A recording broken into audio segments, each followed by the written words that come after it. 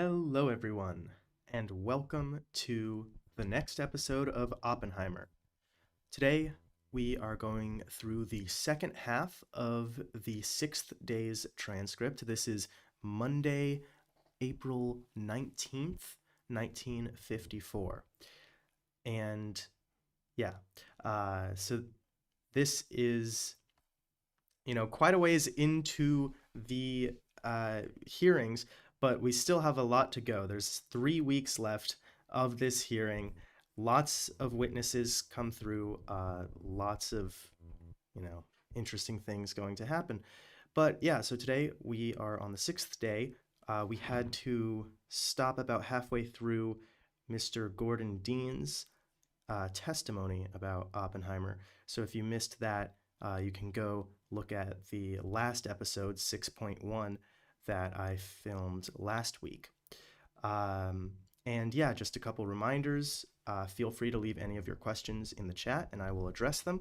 Also, I thought I should mention that when I'm going through these transcripts, the person that I have up on screen is the person that I'm speaking for, essentially. So when I switch between pictures of different people, that's meant to be, that's who's talking right now, whether it be, Mr. Garrison or Mr. Robb. But yeah, so let's see. So let's just get started here. Oh, sorry about that. Okay. All right. So let's resume where we left off last time.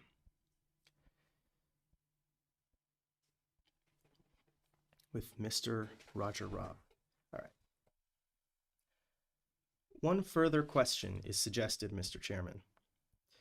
Mr. Dean, do you know anything about an order in December 1952 to move Dr. Oppenheimer's papers back to Washington? December 1952? Yes, it was done on my orders. Why was that? Because his job had terminated as chairman of the GAC. Sorry, just adjusting things here. Give me a sec. Okay.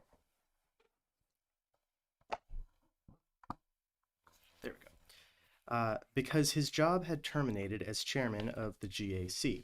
I thought that it was only proper that all the papers which Dr. Oppenheimer had in his capacity as chairman should be brought into Washington. As I recall, I sent up Mr. LaPlante and Mr. Roy Snap. Mr. Rolander may have gone up, one or two people to inventory those papers and remove from the files the GAC things. We were actually thinking of another facility for the then chairman, Dr. Robbie, and we were exploring whether it should go to Columbia. When did Dr. Oppenheimer's job as chairman expire? August 1952. He was at that time consultant to the commission, was he not, in December 1952? In December 1952, he was a consultant. I don't know to what extent he consulted, but he was a cleared consultant. Did you move those GAC papers out, or did you change your mind about it? No, we moved out all those that dealt with that. We did not take things that he had to have as a consultant, and he was a consultant at 4 or 5 places. None of this was done for security matters, but as a matter of good administration. The papers necessary for the chairman of the GAC were removed because we had a new chairman. That is all. I have a couple questions, Mr. Dean, if I may. I'm sorry to hold you here. It's all right. I am confused, not altogether from your testimony, but I am generally confused about the instructions to the GAC for the October 29, 1949 meeting. I did not formulate those, so my recollection is a little hazy. Were you then chairman? I was not chairman. I was a member. I went on in May as a member. Mr. Lilienthal was then chairman. Then the meeting took place in October 1949. From what you say, you can't clear up my confusion very much if you don't know. I might be able to if I saw a document. Is there a document? There is a letter. Usually we write the GAC, Mr. Chairman, in advance of a meeting, and we say, quote, "We would like to have your views on so many topics," end quote. And it's usually about a page or 2-page letter. That is customary. I would think that was done in connection with the October meeting. There was a letter signed by an acting chairman at one point. I don't recall whether he is to be a witness here or not, Mr. Pike. I believe so, Mr. Chairman. I have not heard from him. Actually, you were not in charge at that time. No, I was not. You said following the Princeton meeting, the members of the GAC, or some of them, if this is a correct quotation, went to great pains to help out in the H-bomb program. Do you remember saying that? Yes, they were certainly enthusiastic. It would be hard for me to explain precisely what they did. The great pains is adequate for me. I'm trying to identify people rather than effort. Was Dr. Oppenheimer one of those who went to great pains in your judgment? He certainly expressed enthusiasm. I will put my question this way. Did you mean to include him in that earlier statement? Yes, definitely. I never saw a meeting, and we had many with more Yes, definitely. I never saw a meeting, and we had many with more unanimity. This is not a meeting. This is following the meeting. You said in your direct testimony that many of the GAC members present at that meeting helped at great pains with the program, and you intended to include Dr. Oppenheimer? I did, yes. This is a change of pace. Do you recall who the security officer of the AEC was at the time you examined the files, whatever they were, with respect to Dr. Oppenheimer? We had a hiatus in there about that time, which would be Admiral Gingrich. I'm not sure when I had this conversation with Dr. Oppenheimer on the Crouch matter that Captain Waters had taken office or not. I had in mind the time that you examined the files. That is the one I have reference to. I suppose the record will reflect. I just don't recall. The record will reflect who was the security officer. You made the observation that Dr. Oppenheimer was cleared in 1947 by the Atomic Energy Commission. Yes. I'm a little confused as to any direct action on that point, although the record may show something to the contrary. The only reason I can say anything about it is that I had occasion to look it up once to make sure about the clearance. It is your recollection. I was not there, but I remember something in the files showing that there had been commission action in 1947. That is what I was confused on as to specific commission action. Mr. Chairman, I have a letter from the general manager about that, stating that there was official action. I should like to introduce it in the record after lunch. I think you already did. I guess I did. I think you're right.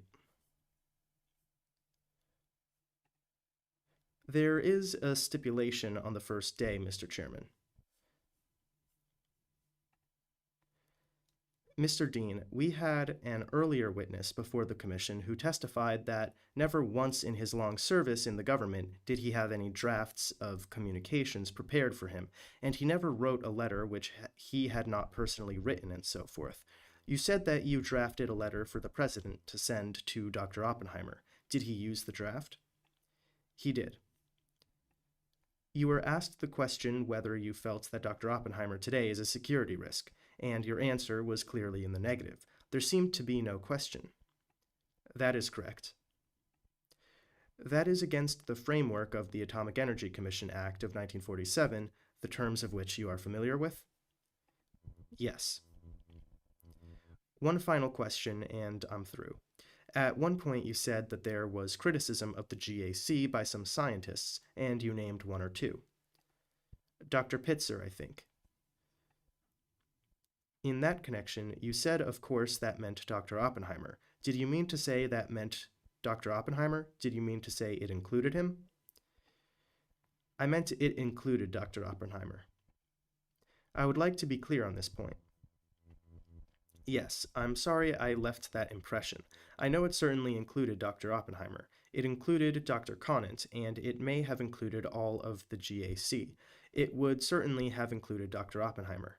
I don't have the document, but that is certainly the impression I had at the time it came out.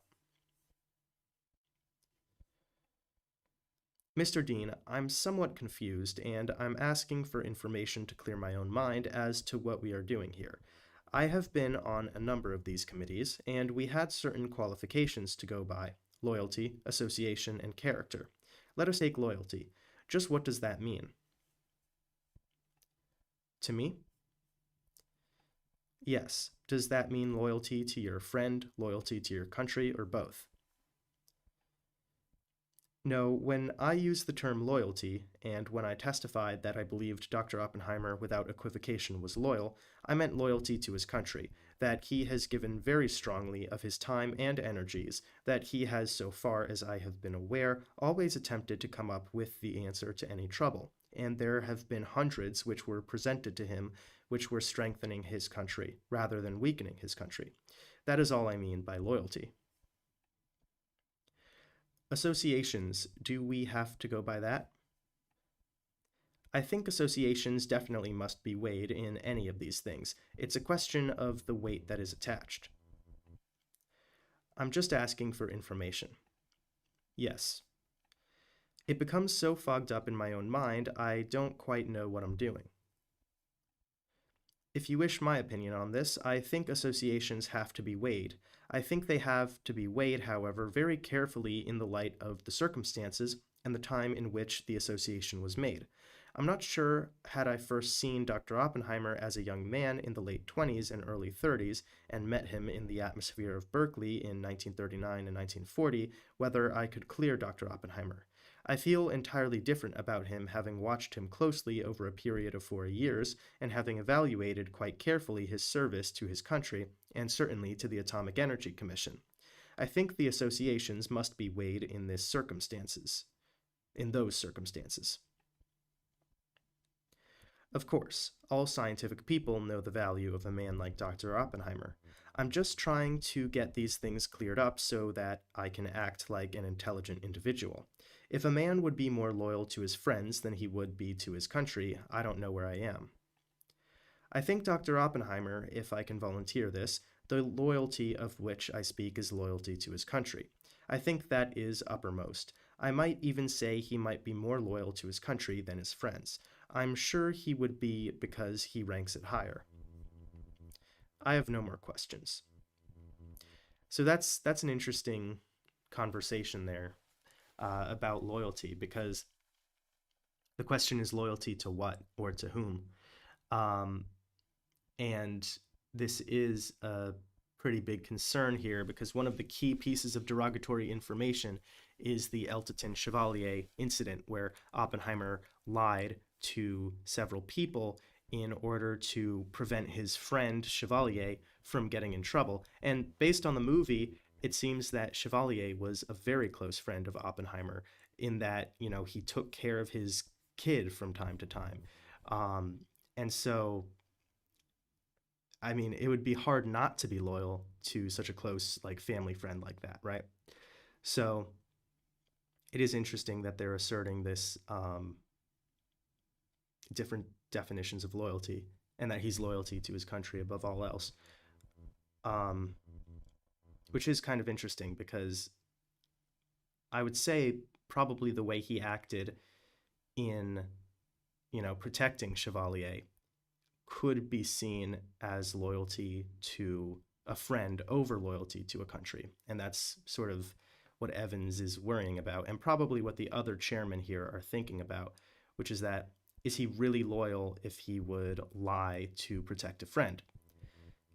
But I think the defense, again, this isn't a real trial, but I think the defense's argument here is that Oppenheimer didn't think that he was contradicting his loyalty to his country because he didn't think that the name Chevalier was important to the investigation.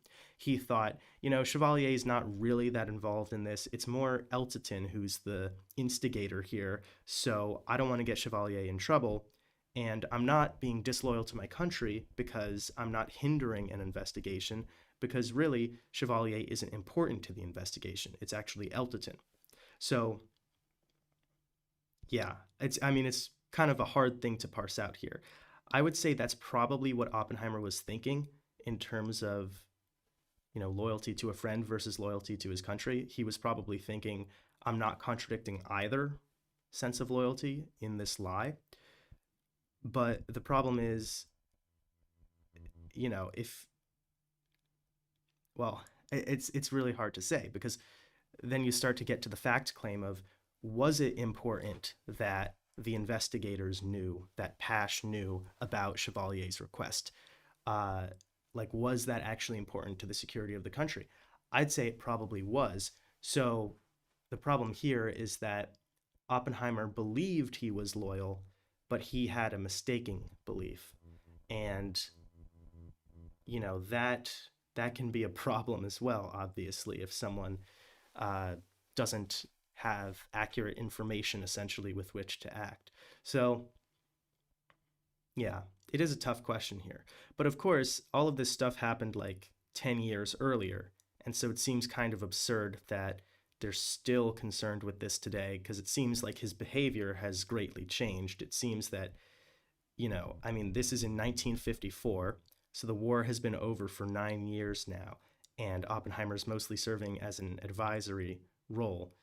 It seems like, his behavior is a lot more loyal, I guess you could say, a lot more consistent. Because, they're not in a wartime setting anymore, and he's not concerned about protecting his friends anymore. So, yeah, definitely a difficult question, if I were on this committee and trying to, follow the letter of the law very seriously. But, yeah. Anyway, let's continue here. Okay, so again, I have no further questions from Dr. Evans. Mr. Chairman, I realize how late the hour is. Would you indulge me in 2 questions, and that will be all? Yes. Redirect examination by Mr. Garrison. I think you said in interviewing Dr. Oppenheimer about the Crouch incident, you had no concern. This was a question put to you by counsel about inquiring into other possible meetings of the past that he might have it. Did you mean by that you didn't care about past associations? No, I didn't mean to leave that impression. The impression I meant to leave was this, that I had no occasion at this time to evaluate anything particularly except this current piece of information. I did take occasion, however, to go back on the file which had already been in the commission and on which he had been cleared in 1947, and went through it, and I saw this association evidence. You were asked whether you knew well the 2 personalities of Dr. Teller and Dr. Oppenheimer. This question was asked in connection with Dr. Teller's attempt to recruit men for the project. You've already talked about Dr. Oppenheimer's personality. Would you give us your impression of Dr. Teller's personality, particularly with reference to the problem of recruitment? Dr. Teller is a very, very able man. He is a genius. There is no question about that. He has contributed much in the way of ideas to our weapons development. He's a very good friend of mine, and I admire him. He's a very difficult man to work with, as sometimes happens. Dr. Teller did not work well at Los Alamos, and left there on 2 occasions. I was responsible on both occasions for getting him to go back. I was finally responsible, I think in part, for finding a haven for Dr. Teller, because we needed him. But you can't break up a whole Los Alamos laboratory for one man, no matter how good he is, and that was a problem. I don't want to be too derogatory in my appraisal of Teller, because I could not sing his praises enough as to his contributions. He is not an administrator. I'm sure when he went out to recruit, there are people saying, quote, "All right, Edward, we will work with you someplace, but somebody has to run the show." Somebody has to pick up the papers and take the administrative load, end quote. Teller is not that type of person, so I can conceive that Edward would have great difficulty in recruiting people. I think if you will call upon some of the people from Los Alamos, they will give you this same impression. It's not that they don't like Edward, it's not a question of likes or dislikes. It's a question of his personality. You have to find a peculiar environment in which he does his best work. And some of this could be seen in the Oppenheimer movie, where, Teller doesn't really work well with the rest of the group. He's like, I don't want to work on an atomic bomb. I want to work on a thermonuclear bomb. And, he doesn't work well with other people. And at one point he threatens to leave the project, but Oppenheimer's like, no, stay. You're very important to the project. So this is in reference to some of the questioning from the last live stream where Robb was basically asking, do you think that Teller's recruitment efforts for the H-bomb project were sabotaged by Oppenheimer? Because Teller went to Oppenheimer and asked him for a list of some people to recruit, and all 10 of them said no. And so Robb's sort of saying, oh, well, was Oppenheimer trying to sabotage the H-bomb project by telling people not to work with Teller? But this redirect examination is basically saying, well, Teller's kind of a hard guy to work with in the first place, so that might be why he struggled with recruitment. So, yeah. Anyway, Recross examination by Mr. Robb. Was one reason why Dr. Teller left Los Alamos that he felt that not enough emphasis was being given to the thermonuclear? I suppose that might be said to be true. He certainly differed with the head of the laboratory, Dr. Bradbury, as to the organization of a thermonuclear setup. I tended to think that Bradbury's judgment on the organization, of which he was head, was better than Teller's so far as organization went. Yet we wanted Teller in the program somewhere. That was a problem. That was a problem. Dr. Teller did think that not enough emphasis was being given to the thermonuclear, didn't he? Yes, Dr. Teller has thought of some other things which were not true. Yes. Such as the type of weapon which was thought of in 1949 was a good weapon. We know today it would never have been a good weapon. I admire him for his enthusiasm and optimism in pushing the frontiers of knowledge in order to get some kind of gadget, but I'm glad we didn't go after that particular weapon. Now, Mr. Dean, the answer to my question was yes, wasn't it? State it again. Dr. Teller felt that not enough emphasis was being given to the thermonuclear. Oh, I suppose that is true. Not this kind of emphasis. That is all. Thank you. We will recess now, gentlemen. I would like to thank Mr. Dean for coming before us. It's a pleasure. We will reconvene at 2:30. Thereupon, at 1:25 p.m., a recess was taken until 2:30 p.m. the same day. So I will continue in a moment, but I think we have some chat. So Kangaroo says, it's amazing how passionate you are, especially since there are only 4 viewers. Yes, I know. But I think this is pretty interesting to read through. This is, just more detail about one of the 3 storylines in the Oppenheimer movie. Because in the Oppenheimer movie, you had the 3 storylines. The first one was about the actual Manhattan Project, the second one was about this hearing, and the third one was about Strauss's Senate confirmation hearings. And this, middle hearing here about Oppenheimer has these publicly available transcripts with the Department of Energy, but, no one's made them into an audio file yet. And so basically a third of the Oppenheimer movie is a dramatization of this transcript right here. So I just find that pretty interesting. It's kind of like the primary source for these hearings.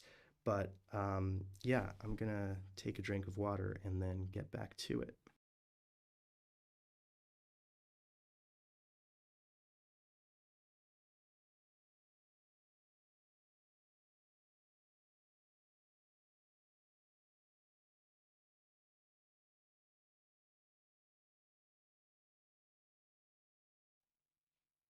Okay. Okay, let's resume with the afternoon session.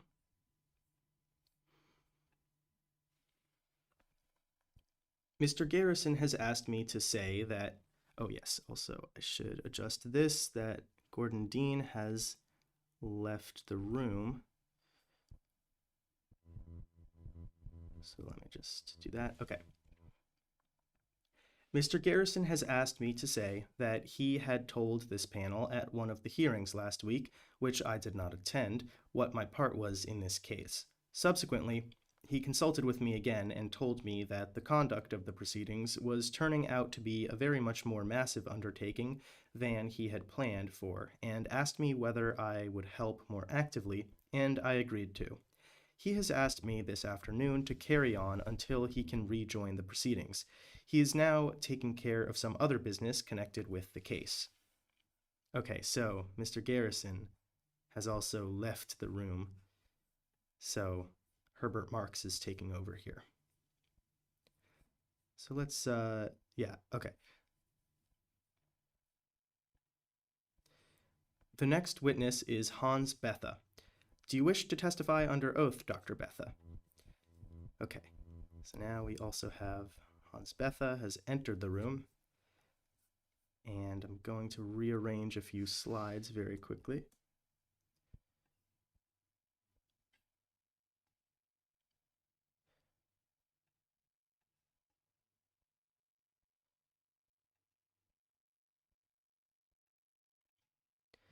But yeah, Hans Bethe is probably the most famous of these witnesses that are going to be here today. He is, a physicist and well known in his own right. But yeah, okay, so we have Hans Bethe here. Okay. The next witness is Hans Bethe. Do you wish to testify under oath, Dr. Bethe? Yes, I do. You are not required to, but all the witnesses have. Would you be good enough to stand and raise your right hand, please? Hans Bethe, do you swear that the testimony you are to give the board shall be the truth, the whole truth, and nothing but the truth, so help you God? I do. Whereupon Hans Bethe was called as a witness, and having been first duly sworn, was examined and testified as follows. Will you be seated, sir? It is my duty to remind you of the penalties provided by the United States Code by the statute known as the perjury statute. I should be glad to read those if you think it necessary, but I gather you are familiar with them. I don't think it would be necessary. Second, I should like to request that if in the course of your testimony you should disclose any restricted data, I would ask you to notify me in advance so that we might take appropriate steps if the circumstances require. I was about to say we have a classification officer present, but we don't, so I would ask you, therefore, to be careful in that respect. Finally, I should say to you that the proceedings and record of this board are regarded as confidential between the Commission and its officials and Dr. Oppenheimer and his representatives and witnesses. The Atomic Energy Commission will not take the initiative in any public releases relating to these proceedings, and on behalf of the board, I express the hope that witnesses will take the same view of the matter. Would you proceed now, please? All right, direct examination by Mr. Marks. Dr. Bethe, will you please identify yourself and give a little account of your professional background? I am a professor of physics. I have been a professor at Cornell University since 1935. I have been at Cornell all the time except during the war years when I was absent on war work, including a prolonged stay at Los Alamos Scientific Laboratory. I am also, this year, the president of the American Physical Society. The American Physical Society. That's an organization that still exists today. It has, a bunch of, there's chapters of physics clubs at universities across the country that are associated with the American Physical Society. So, anyway, so this year I am the president of the American Physical Society. You are a member also of the National Academy of Science. I am. Are you an American citizen? Yes. By naturalization? Yes. When did you come to this country? In 1935. And where did you come from? I came originally from Germany. I left Germany in 1933 because of the Nazi persecutions, when I knew that I could not hold office under the Nazi regime. I first went to England and then came to this country. Since the war years, have you had any connection with the atomic energy program? Yes, I have. I've been a consultant to several laboratories of the Atomic Energy Commission. I have spent most of my consultations for the Los Alamos laboratory. I have almost regularly spent summers at Los Alamos since 1949, I believe. I have taken off a whole semester in the spring of 1952 to help the Los Alamos work. How would you describe your role as that of a consultant? I am a consultant on matters of theoretical physics. I believe I'm one of the chief consultants in theoretical physics to Los Alamos. What was your first acquaintance with Dr. Oppenheimer? I first met Dr. Oppenheimer very briefly during a meeting of the German Physical Society at a regional section of it in 1929. When was your next connection with him? The next that I remember was in 1940, on the occasion of a meeting of the American Physical Society at Seattle, Washington. What have been your associations or contacts with him since that time? I've seen him quite frequently, especially we had a very deep association during the Los Alamos time, during the war when he was the director of the laboratory and I was the leader of the theoretical division of Los Alamos. How often have you seen him since the war? I would say an average of perhaps 3 times a year, some years more, some years less. Have these contacts since the war had anything to do with your official connections with the atomic energy program? Yes, many of the contacts had. Some were purely on matters of physics outside the atomic energy program, but many of our contacts have been connected with the atomic energy program. I in my capacity as consultant to Los Alamos, and he in his capacity as chairman of the General Advisory Committee. Not that these contacts were also formal in a meeting of the advisory committee, but we often talked about these matters. Dr. Bethe, have you read the letter of General Nichols and Dr. Oppenheimer's reply? Yes, I have. How far back does your own familiarity with Dr. Oppenheimer's political associations and activities go? And what do you know about them? I heard about his political inclinations in 1938 from some good friends of ours, Dr. Weisskopf and Dr. Platschik, who is mentioned in Dr. Oppenheimer's answer letter, and I understood from them that he was inclined rather far to the left.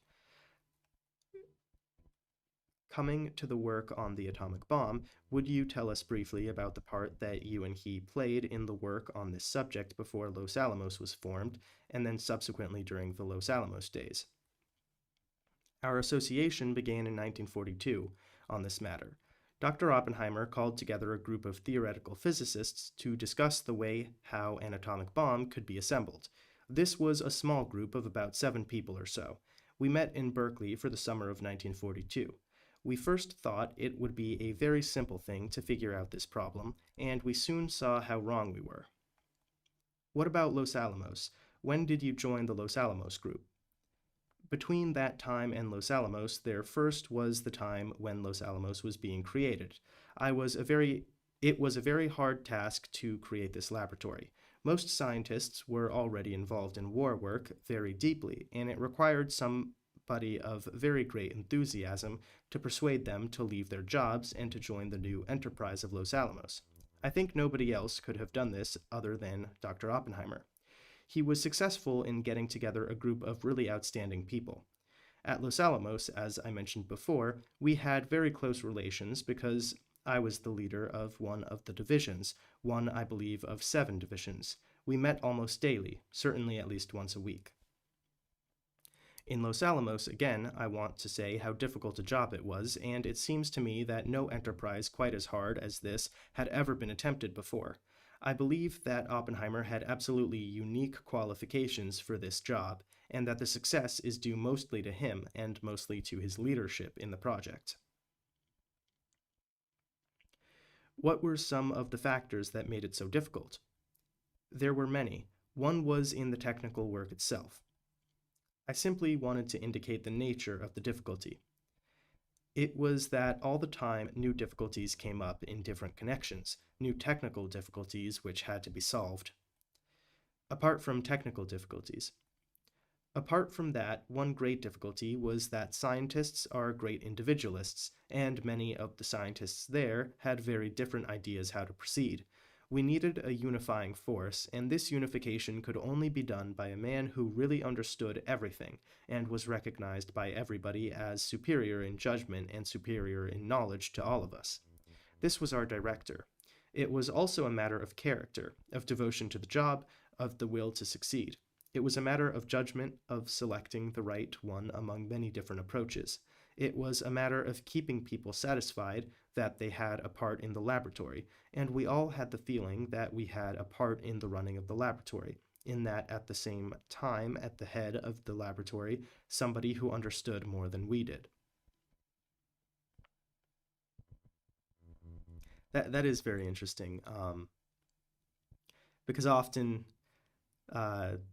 historically, scientists aren't the best at teamwork. You often have these kind of lone individual scientists that come up with these breakthroughs in 1600s, 1700s, 1800s. Like Newton, Einstein.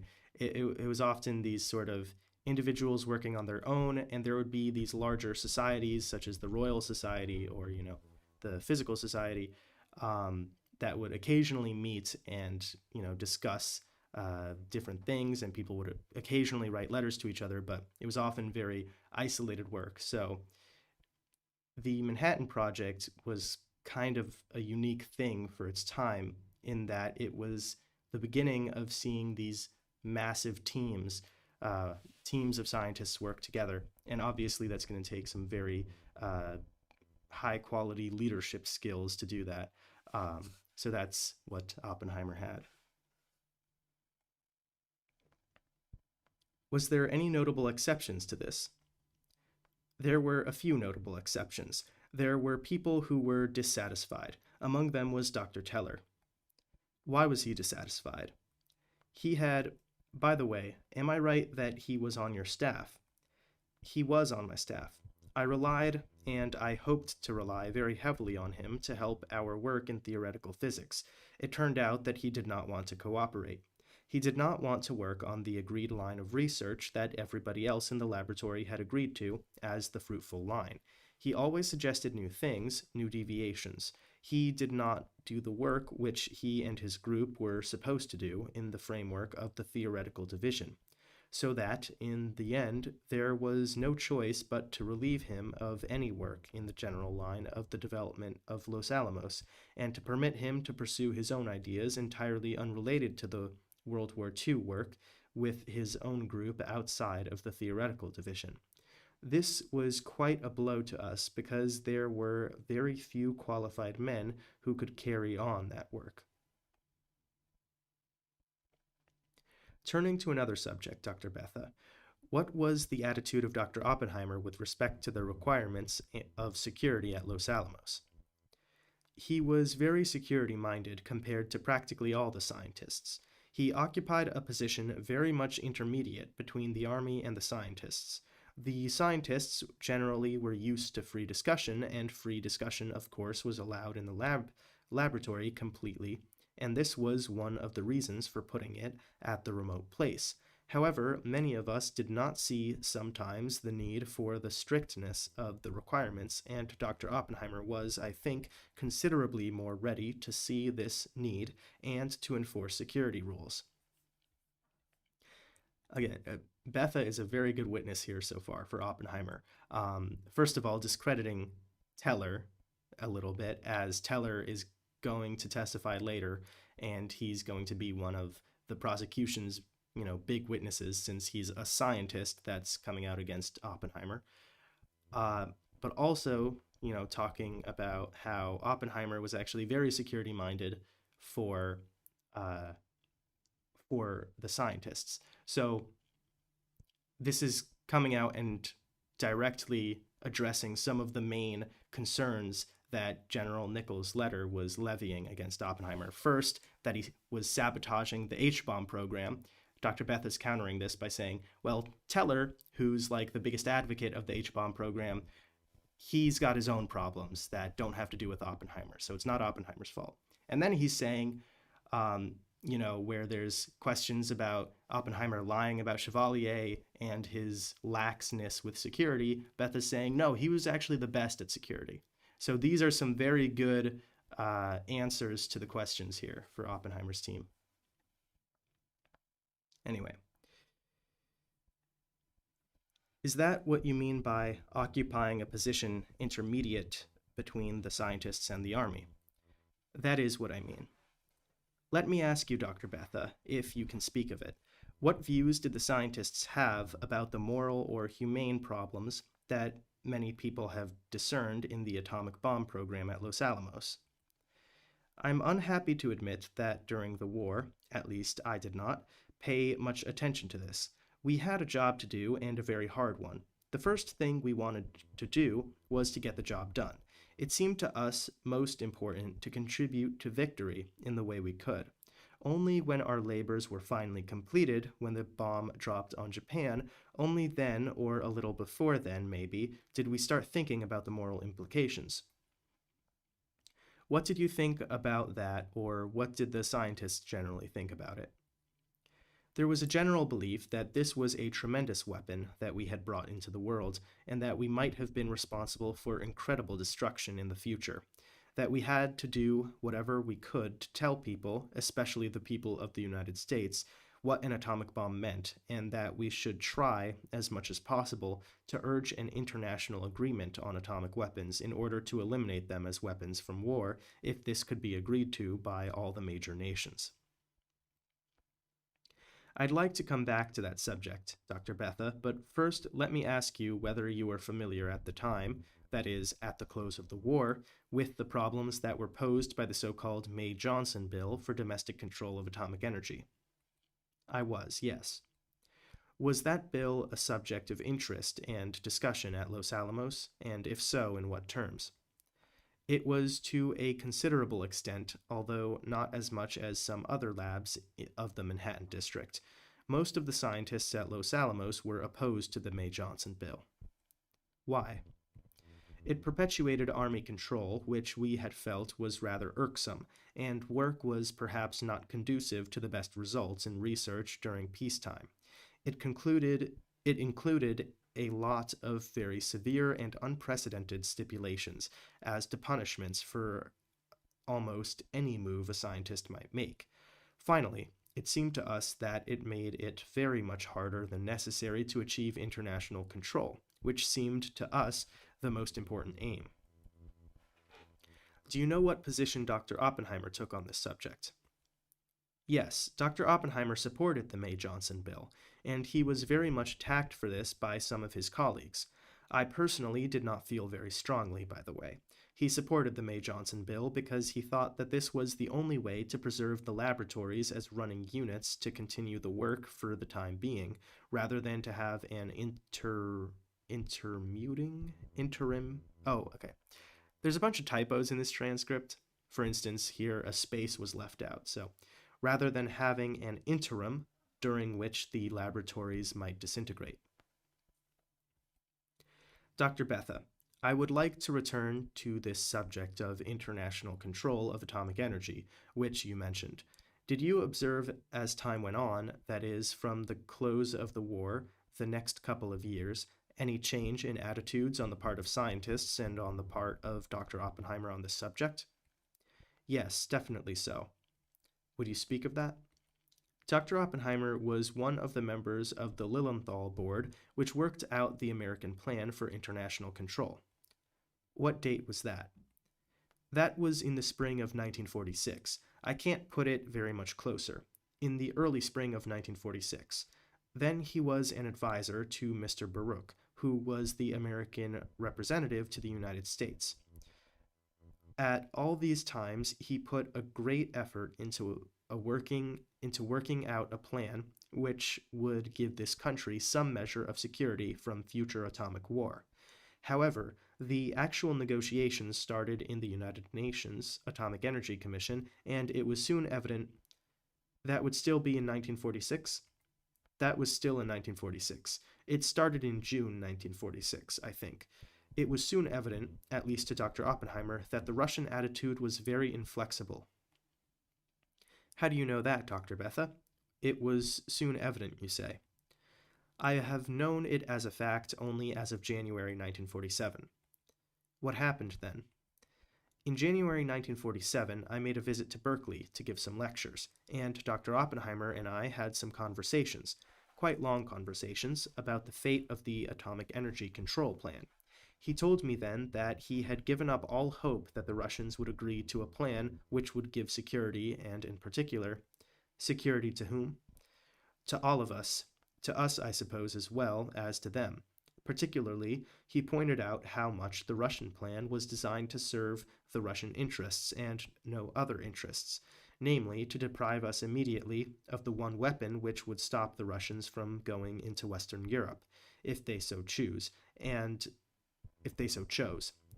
not give us any guarantee, on the other hand, that there would really be a control of atomic energy, not give us any guarantee that we would be safe from Russian atomic attack at some later time. I've heard him talk about this subject quite often, the first time in January of 1947.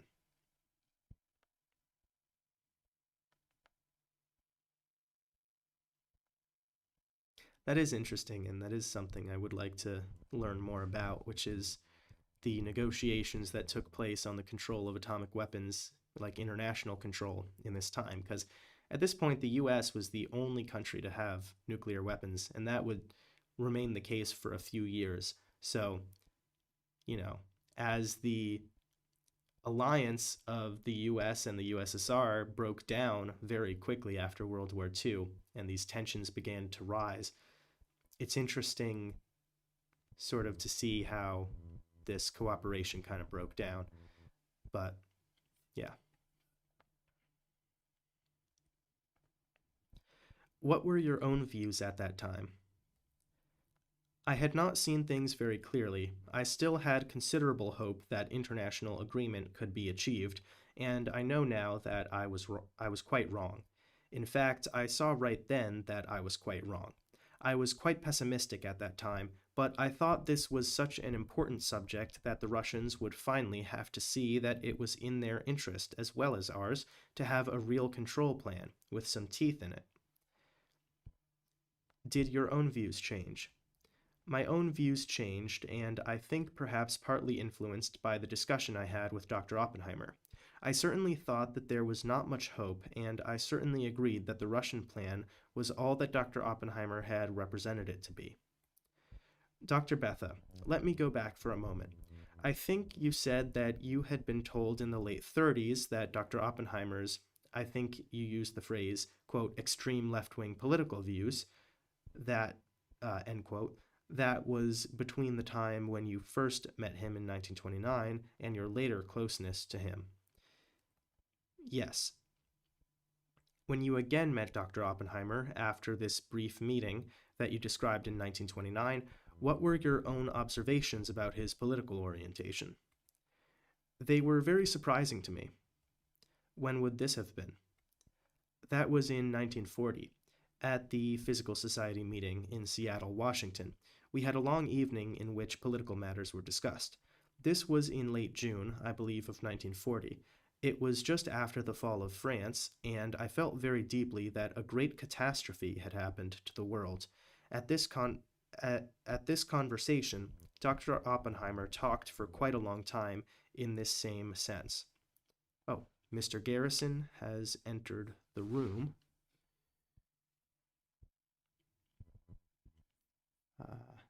Redo that. There we go. Okay. He told all of us how much France meant to the Western world, and how the fall of France meant an end of many things that he had considered precious, and that now the Western civilization was really in a critical situation, and that it was very necessary to do something to save the values of Western civilization. Coming back now to the post-war period, you told us that you were consultant at Los Alamos after you left Los Alamos. In that connection, did you observe what, if any, influence the General Advisory Committee of the Atomic Energy Commission had on the course of events at Los Alamos Laboratory? I could observe this to some extent, perhaps not enough because I was not at Los Alamos between January of 1946 and the summer of 1947. Just tell us about the period from 1947 on. What was the influence, if you know of it, of the General Advisory Committee on the course of events? I know that the General Advisory Committee always was very helpful to Los Alamos, and that the Los Alamos people repeatedly told me that one could always get support for the best ideas in weapons development at the General Advisory Committee. It was that organization in the government which had the greatest knowledge about these matters, and from what I know about the Los Alamos work, every important development in weapons which was done at Los Alamos was strongly supported by the General Advisory Committee. From the end of the war to the latter part of 1949, did you have any part in thermonuclear research at Los Alamos?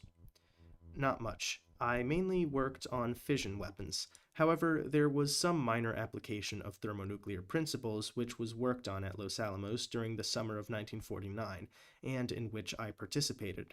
This turned out very useful later on. After the explosion of the Russian A-bomb, was there any change in the character of your work? Yes. Would you describe what happened? Should I? As to yourself. In October of 1949, I had a visit from Dr. Teller at Los Alamos. You were at Los Alamos? No, he was at Los Alamos. I was in Ithaca. He came to visit me as he was also visiting several other scientists, and he tried to persuade me to come to Los Alamos full-time and to help evolve full-scale thermonuclear weapons. Dr. Bethe, there has been some talk in these proceedings about the General Advisory Committee meeting towards the end of October of 1949. May I go on? I beg your pardon, I'm sorry. At the time Dr. Teller visited me, I had very great internal conflicts what I should do. Dr. Teller was presenting to me some ideas of his technical ideas, which seemed to make technically more feasible one phase of the thermonuclear program. I was quite impressed by his ideas. On the other hand, it seemed to me that it was a very terrible undertaking to develop a still bigger bomb, and I was entirely undecided and had long discussions with my wife. When did this occur? This was early in October, as far as I remember. It may have been the middle of October, but sometime between early and middle of October. What I should do. I was deeply troubled what I should do. It seemed to me that the development of thermonuclear weapons would not solve any of the difficulties that we found ourselves in, and yet I was not quite sure whether I should refuse. Did you consult Dr. Oppenheimer about what to do, and if so, approximately when? I did consult Dr. Oppenheimer. In fact, I had a meeting with him together with Dr. Teller. This was just a few days later, I think only 2 days later, or 3, than my first meeting with Dr. Teller. So this would again be around the middle of October, and perhaps a little earlier. I found Dr. Oppenheimer equally undecided and equally troubled in his mind about what should be done. I did not get from him the advice that I was hoping to get. That is, I did not get from him advice from either direction to decide me either way. He mentioned that one of the members of the General Advisory Committee, namely Dr. Conant, was opposed to the development of the hydrogen bomb, and he mentioned some of the reasons which Dr. Conant had given. As far as I remember, he also showed me a letter that he had written to Dr. Conant. As far as I remember, neither in this letter nor in his conversation with us did he take any stand. What did you do about the invitation that Teller had extended to you? About 2 days after talking to Dr. Oppenheimer, I refused this invitation. I was influenced in making up my mind after my complete indecision before my two friends. I was influenced in making up my mind after my complete indecision before by two friends of mine, Dr. Weisskopf and Dr. Platschik. I had a very long and earnest conversation with Dr. Weisskopf what a war with the hydrogen bombs would be. We both had to agree that after such a war, even if we were to win it, the world would not be like the world we want to preserve. We would lose the things we were fighting for. This was a very long conversation and a very difficult one for both of us. I first had a conversation with Dr. Weisskopf alone, and then with Weisskopf and Platschik together on the drive from Princeton to New York. In this conversation, essentially the same things were confirmed once more. Then, when I arrived in New York, I called up Dr. Teller and told him that I could not come to join his project. When would this have been, approximately? I still can't give you any much better dates than before. It was certainly quite some time before the General Advisory Committee meeting. I don't know whether it was 2 weeks before or 10 days before. It may have been 3 weeks before. I could establish the date if this is important. Since that time, however, you have done work on the thermonuclear program, on the H-bomb. I have indeed. When did that begin? This began after the outbreak of the Korean War. What have you done since then, describing it just in general terms? In June of 1950, when the Korean War broke out, I decided that I should put a full effort on Los Alamos work, and in particular should also work on thermonuclear weapons. I offered to Los Alamos to do active work at the time when I was at Los Alamos, but also when I was at Cornell. This offer was accepted. I have done work with an assistant who I supplied from among my own students. I believe this work has been recognized as contributing. Are you saying that continuously from the outbreak of the Korean trouble? Essentially continuously. I worked, of course, only part-time as long as I was at Cornell. Then I was at Los Alamos at more frequent intervals since then. I mentioned before that I spent a whole 8 months there, from February 1952 to September, which was a critical period in the development of the first full-scale thermonuclear test, which took place in November of 1952, as well as you well know. I also went there at other times during the summer. I went usually for a month in the winter, and I worked in between at Ithaca. When you did finally decide in the summer of 1950 to go to work on the thermonuclear program, what became of the inner troubles that you had previously that contributed to turning down Teller's original offer? I'm afraid my inner troubles stayed with me and are still with me, and I have not resolved this problem. I still feel that maybe I have done the wrong thing, but I have done it. You have done the wrong thing in what? The wrong thing in helping to create a still more formidable weapon, because I don't think it solves any of our problems. And this is interesting, because this is essentially the same view that Oppenheimer expressed, that, there's no point in going further because it's just going to make things more and more destructive, and that a hydrogen bomb is just so deadly that there's almost no point in using it. It's just complete destruction and annihilation. Because keep in mind that the hydrogen bomb is about 1,000 times more powerful than the bombs that were dropped on Hiroshima and Nagasaki. So this is like a very serious moral consideration here. Because, it would lead to immense widespread destruction. But yeah.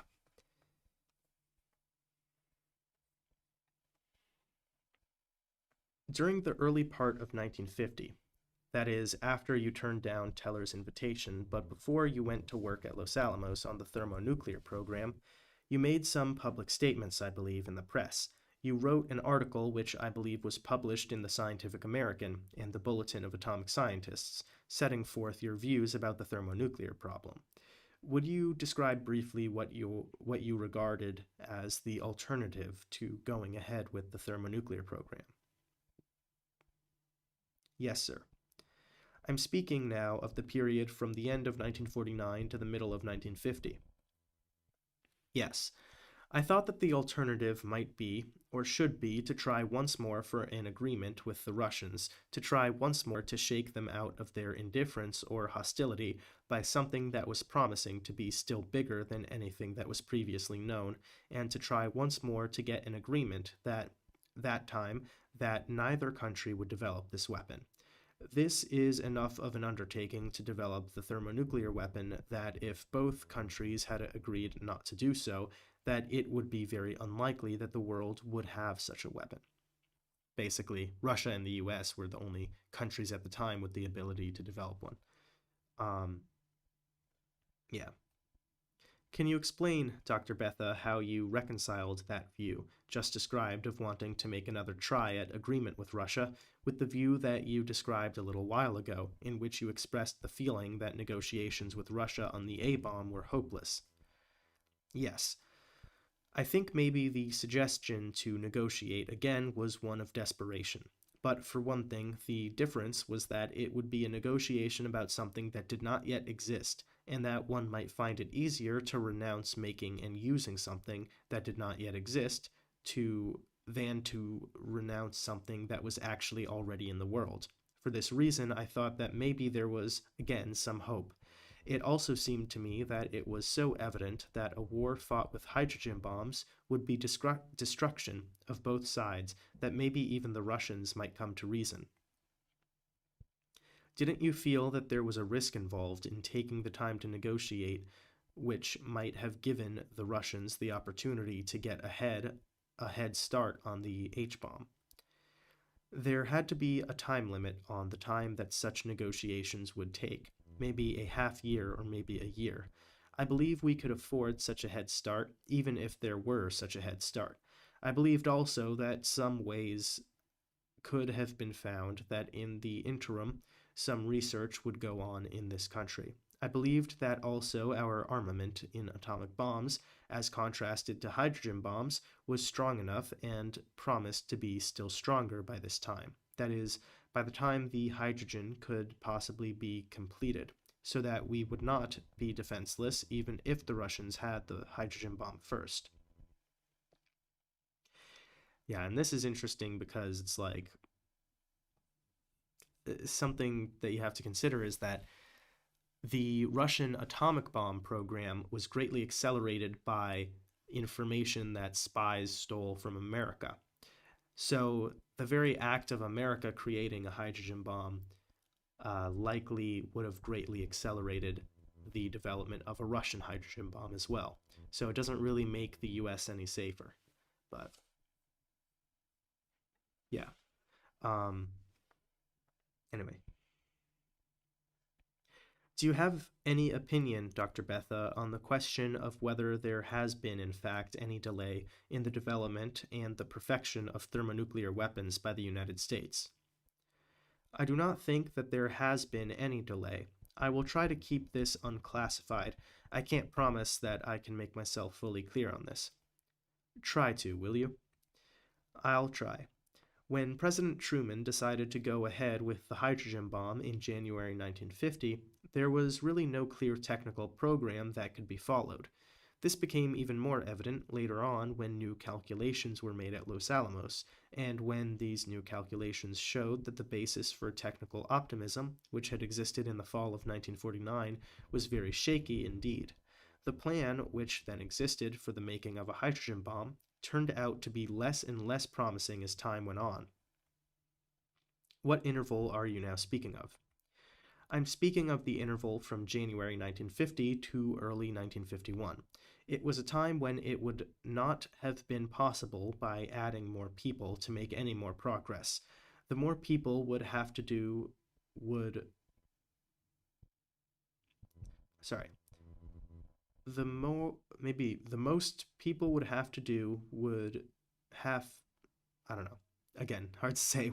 It's worded strangely. I'll just read what it says. The more people would have to do would have to be work on the things which turned out to be fruitful. Finally, there was a very brilliant discovery made by Dr. Teller. That was made in the spring of 1955. It was one of the discoveries for which... Wait a minute, why does it say 1955? Must be a typo, because, it's not yet 1955. I think this means 1950, so that was made in the spring of 1950. It was one of the discoveries for which you cannot plan, one of the discoveries like the discovery of the relativity theory, although I don't want to compare the two in importance, but something which is a stroke of genius, which does not occur in the normal development of ideas. But somebody has to suddenly have inspiration. It was such an inspiration, which Dr. Teller had together with his colleague Ulam, also of Los Alamos, which put the program on a sound basis. Only after there was such a sound basis could one really talk of a technical program. Before that, it was essentially only speculation, essentially only just trying to do something without having really a direction in which to go. Now, things changed very much in the spring of 1951. In the spring of 1951, after this brilliant discovery, there was a program. Dr. Bethe, if the board and Mr. Robb would permit me, I would like to ask you somewhat a hypothetical question. Would your attitude about work on the thermonuclear program in 1949 have differed if at that time there had been available this brilliant discovery or brilliant inspiration, whatever you call it, that didn't come to Teller until the spring of 1951? It is very difficult to answer this. Don't answer it if you can't. I believe it might have been different. Why? I was hoping that it might be possible to prove that thermonuclear reactions were not feasible at all. I would have thought that the greatest security for the United States would have lain in the conclusive proof of the impossibility of a thermonuclear bomb. I must confess that this was the main motive which made me start work on thermonuclear reactions in the summer of 1950. With the new principle, I think the situation changed, because it was then clear, or almost clear, at least very likely, that thermonuclear weapons were indeed possible. If thermonuclear weapons were possible, I felt that we should have the first and as soon as possible. So I think my attitude might have been different. One final question, Dr. Bethe. I should have asked you this. I have referred you to the press statements and the article that you published in the late winter and spring of 1950, expressing critical views on the H-bomb program. Did you ever discuss those moves, that is, to make such statements and write such articles, with Dr. Oppenheimer? I never did. In fact, after the President's decision, he would never discuss any matters of policy with me. There had been, in fact, a directive from President Truman to the GAC not to discuss the reasons of the GAC or any of the procedures, and Dr. Oppenheimer held to this directive very strictly. Did you consult him about the article? I don't think I consulted him at all about the article. I consulted him about the statement that we made. As far as I remember, he gave no opinion. On the basis of your association with him, your knowledge of him over these many years, would you care to express an opinion about Dr. Oppenheimer's loyalty to the United States, about his character, about his discretion in regard to matters of security? I'm certainly happy to do this. I have absolute faith in Dr. Oppenheimer's loyalty. I've always found that he had the best interests of the United States at heart. I have always found that if he differed from other people in his judgment, that it was because of a deeper thinking about the possible consequences of our action than the other people had. I believe that it is an expression of loyalty, of particular loyalty, if a person tries to go beyond the obvious and tries to make available his deeper insight, even in making unpopular suggestions, even in making suggestions which are not the obvious ones to make, are not those which a normal intellect might be led to make. I have absolutely no question that he has served this country very long and very well. I think everybody agrees that his service in Los Alamos was one of the greatest services that were ever given to this country. I believe he has served equally well in the GAC in re-establishing the strength of our atomic weapons program in 1947. I have faith in him quite generally. You and he are good friends? Yes. Would you expect him to place his loyalty to his country even above his loyalty to a friend? I suppose so. That is all. All right, now cross-examination by Mr. Robb. Doctor, when Dr. Teller came to see you in 1949, were you at Ithaca then, sir? Yes. And then you and Dr. Teller went down to Princeton to see Dr. Oppenheimer. We went down separately, but we met again in Princeton. May I ask, Doctor, why did you pick Dr. Oppenheimer to consult about this matter? Because we had come to rely on his wisdom. Doctor, you spoke of Dr. Teller at Los Alamos as always suggesting new deviations. Yes. It was a new deviation suggested by Dr. Teller which resulted in your success in producing the thermonuclear, wasn't it? This may be true, and some of his suggestions were certainly extremely valuable. Yes, sir. There were other suggestions which turned out to be very much to the contrary. Dr. Teller has a mind very different from mine.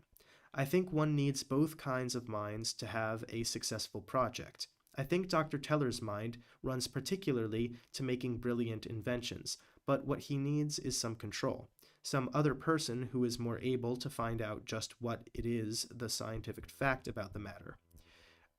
Some other person who weeds out the bad from the good ideas. In the spring of 1951, as soon as I heard of Dr. Teller's new invention, I was immediately convinced that this was the way to do it, and so was Dr. Oppenheimer. I should mention a meeting which took place in 1951, in June, at which Dr. Oppenheimer was host. At this meeting, the final program for the thermonuclear reactions was set up.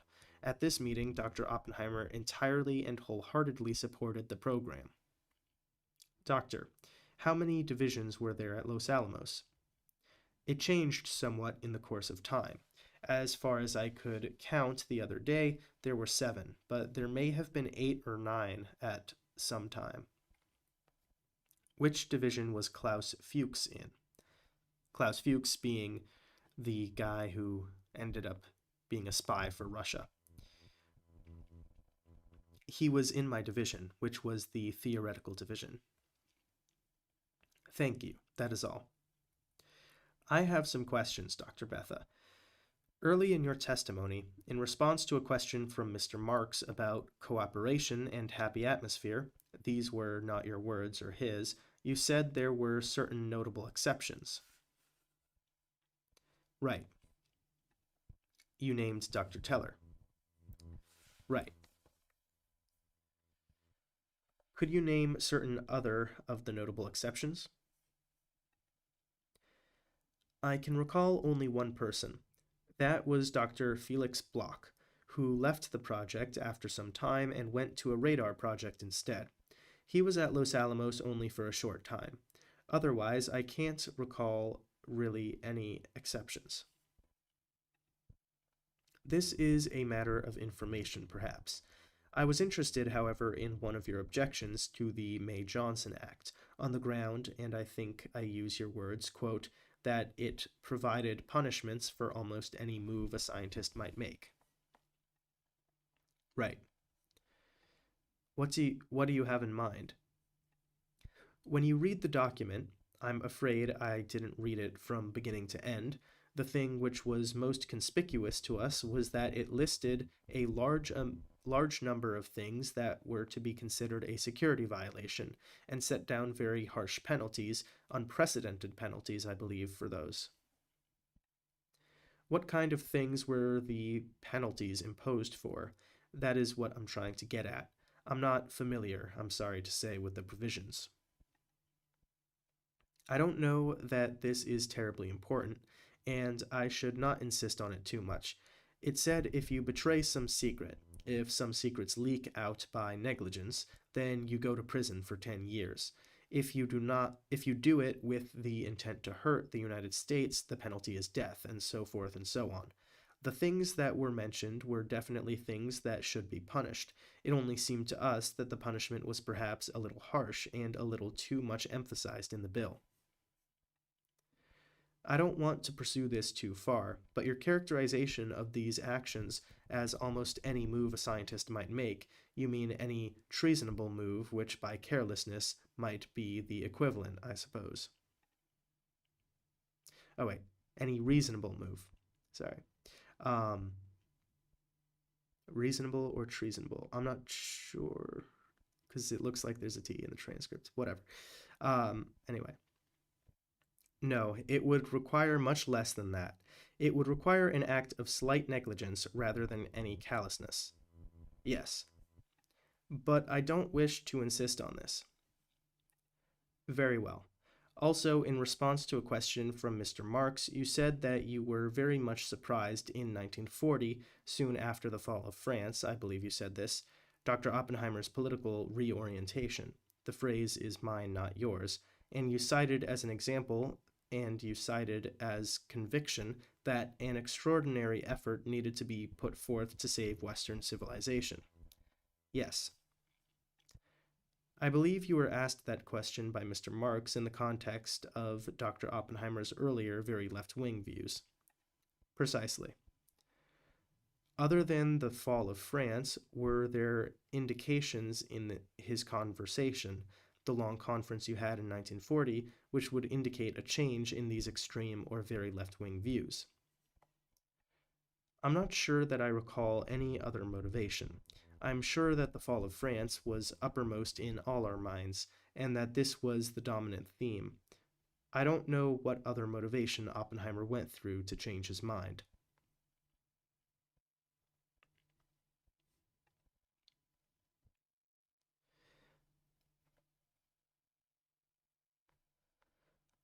I really was not concerned so much with motivations as whether you sensed a modification of the extremeness of his left-wing views. I certainly did not. It did not come up even as a part of the conversation that his views were left-wing at this time. That is, as you recall, this was in the time of the Russo-German Pact. I don't believe the pact was mentioned. Maybe it was. If so, it must have been mentioned in the same context, in the same spirit as the fall of France, namely that it was a most deplorable thing. There was nothing in the conversation which indicated any left-wing orientation at that time. In fact, the opinions of experts were the exact opposite of the party lines. May I again refer to your conversations with Dr. Teller and with Dr. Oppenheimer in October 1949, at which time you were deeply troubled as to whether you should go back or should again work. What was it, at Los Alamos? Right. Did you get far enough along in your thinking, Dr. Bethe, and in your discussions with Dr. Teller, to talk in terms of what the salary might be if you went back to Los Alamos?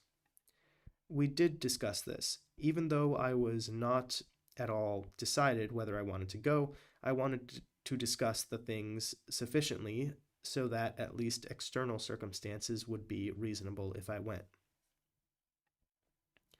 So that at the time your mind was at least open to the point that the shape and form and nature of the job was interesting, at least. Right. May I ask, then, how long after this conversation with Dr. Teller, in which salary and other conditions were discussed, was it that you began making speeches and writing the bulletins opposing work on the hydrogen bomb, or is that a clear question? That's perfectly clear. This was 3 months later. 3 months later? 3 months and a little.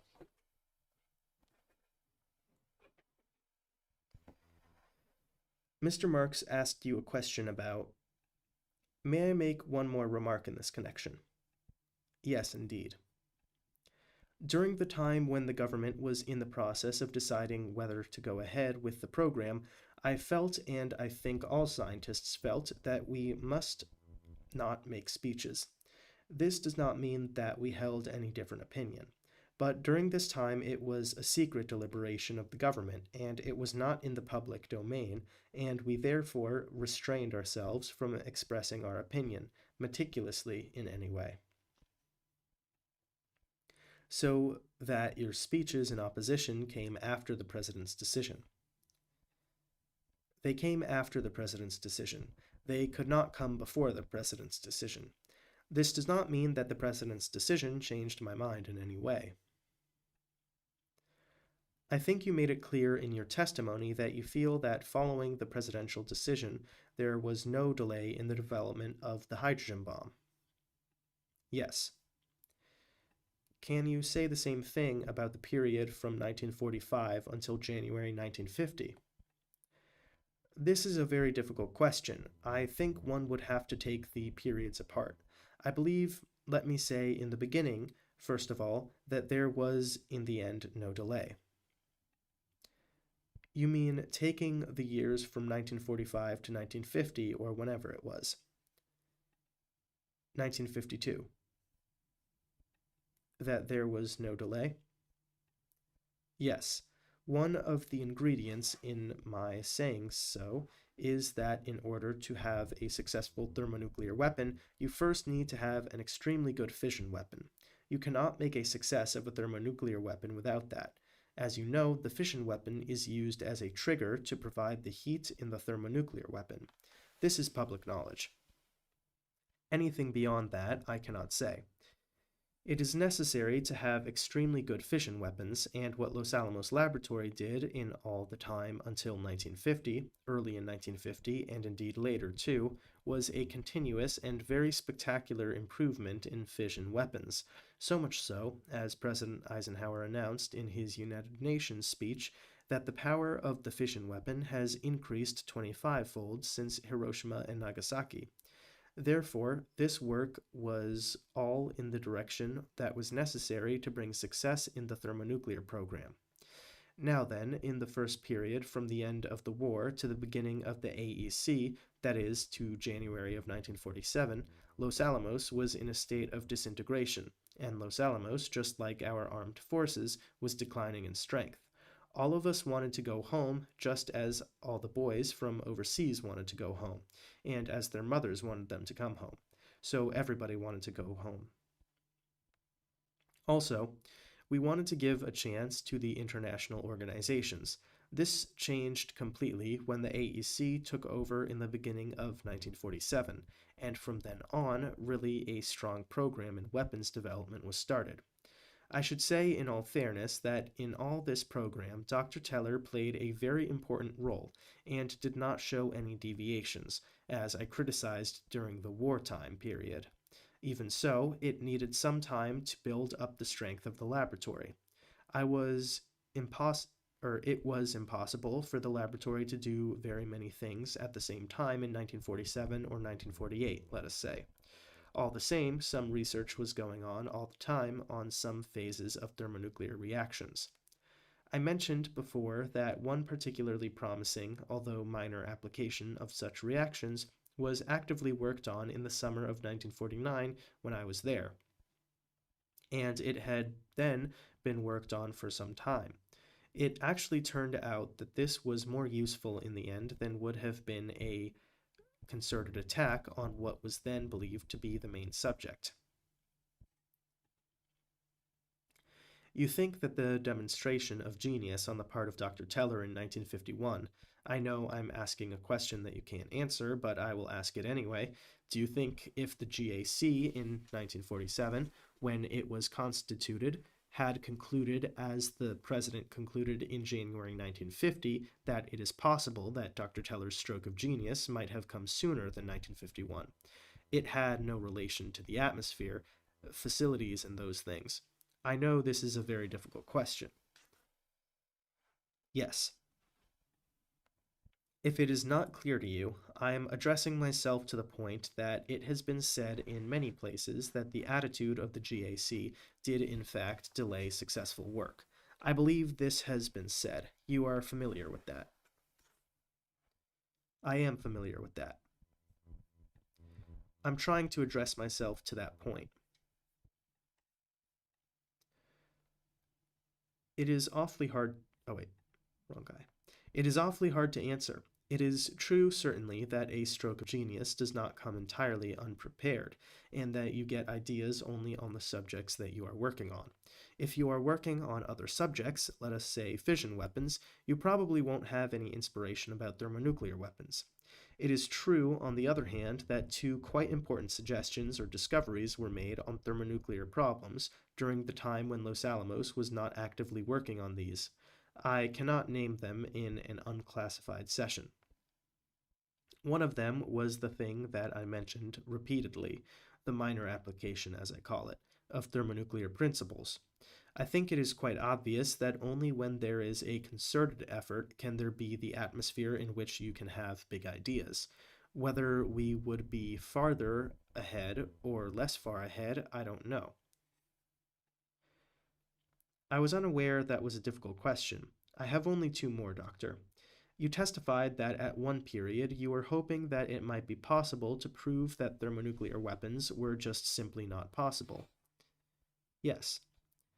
I assume then that you were hoping that if they were not possible in this country, they could not be possible in the USSR. Precisely. Did you have any reason to hope that the Russians were not taking a contrary view to yours? You were hoping that it could not be possible. Yes. Would it be unreasonable to suppose that the Russians might have been taking the contrary view? That they were hoping that it was possible? Yes. I'm quite prepared to assume that, but I don't know. So that there was a double hope that we couldn't do it and also that they couldn't do it. But we had no basis for believing that they would not make every effort, I assume. That is true. In the times when everybody was very pessimistic about the outcome of our own effort, that is, in the year 1950 essentially, I was often hoping that the Russians would spend their efforts on this problem and that they would waste their efforts on this problem. My final question, I think, relates to Mr. Marx's last question to you.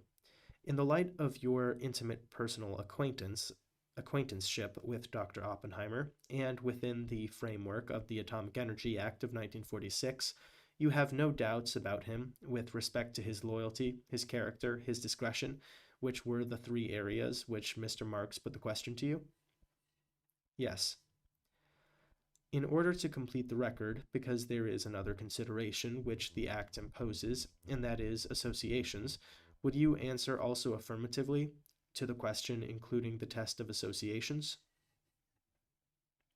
Those associations that I personally know about, I certainly heartily approve.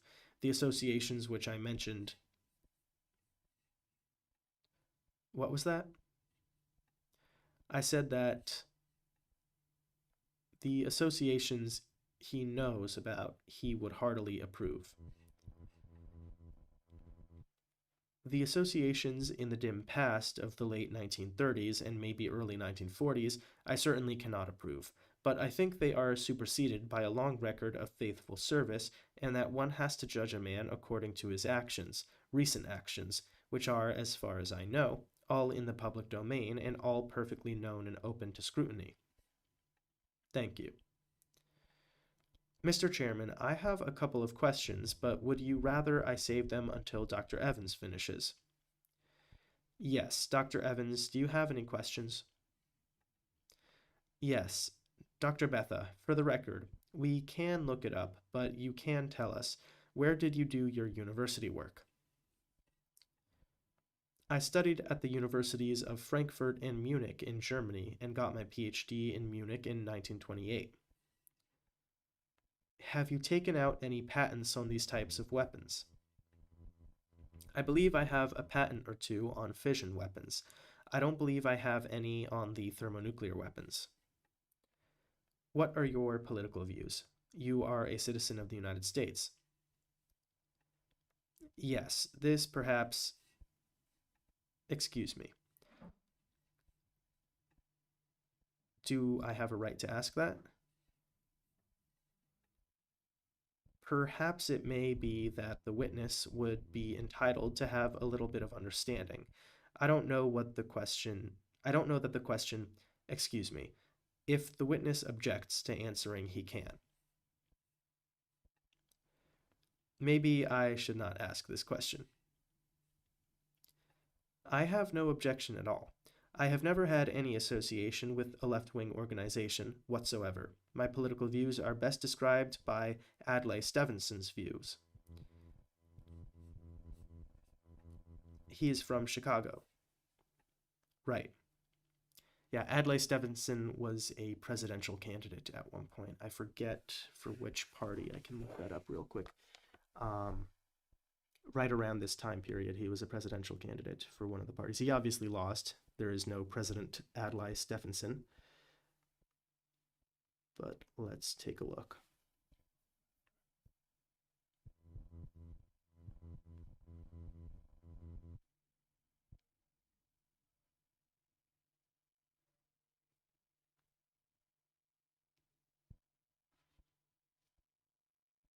Yeah, let's see, 1952 and 1956 presidential bid. Okay. So he ran against Eisenhower as a Democrat. So that's who he's talking about, Adlai Stevenson. Anyway. Okay. I want to ask you one other question. Being a normal man and a good man, I take it, do you still, in the back of your head, have these moral scruples about these things? I do. That is all. I think there are a couple of questions suggested by the chairman's questions. If you will, I want to see if Mr. Marks has any questions. I have a couple, but either way. Suppose you proceed. I neglected to ask you one question, Dr. Bethe. When was the next time after your meeting with Dr. Oppenheimer in 1940 that you saw him? I saw him for a day in 1941. When and where was that? That was in New Mexico, on his ranch on the 24th of July, as far as I know. You had some reason for fixing that date? Yes, there was a previous case in which Dr. Oppenheimer was accused of having attended a meeting in Berkeley sometime in July. He asked me to establish the date of my visit, and I tried to do that. I must confess that I came only within 2 or 3 days, and the exact date was supplied to me. Supplied to me? Supplied to me by a friend of Dr. Oppenheimer, but I came within 2 or 3 days. You mean, on my own investigation, I did not... I think you better tell us the whole thing, because I don't know it.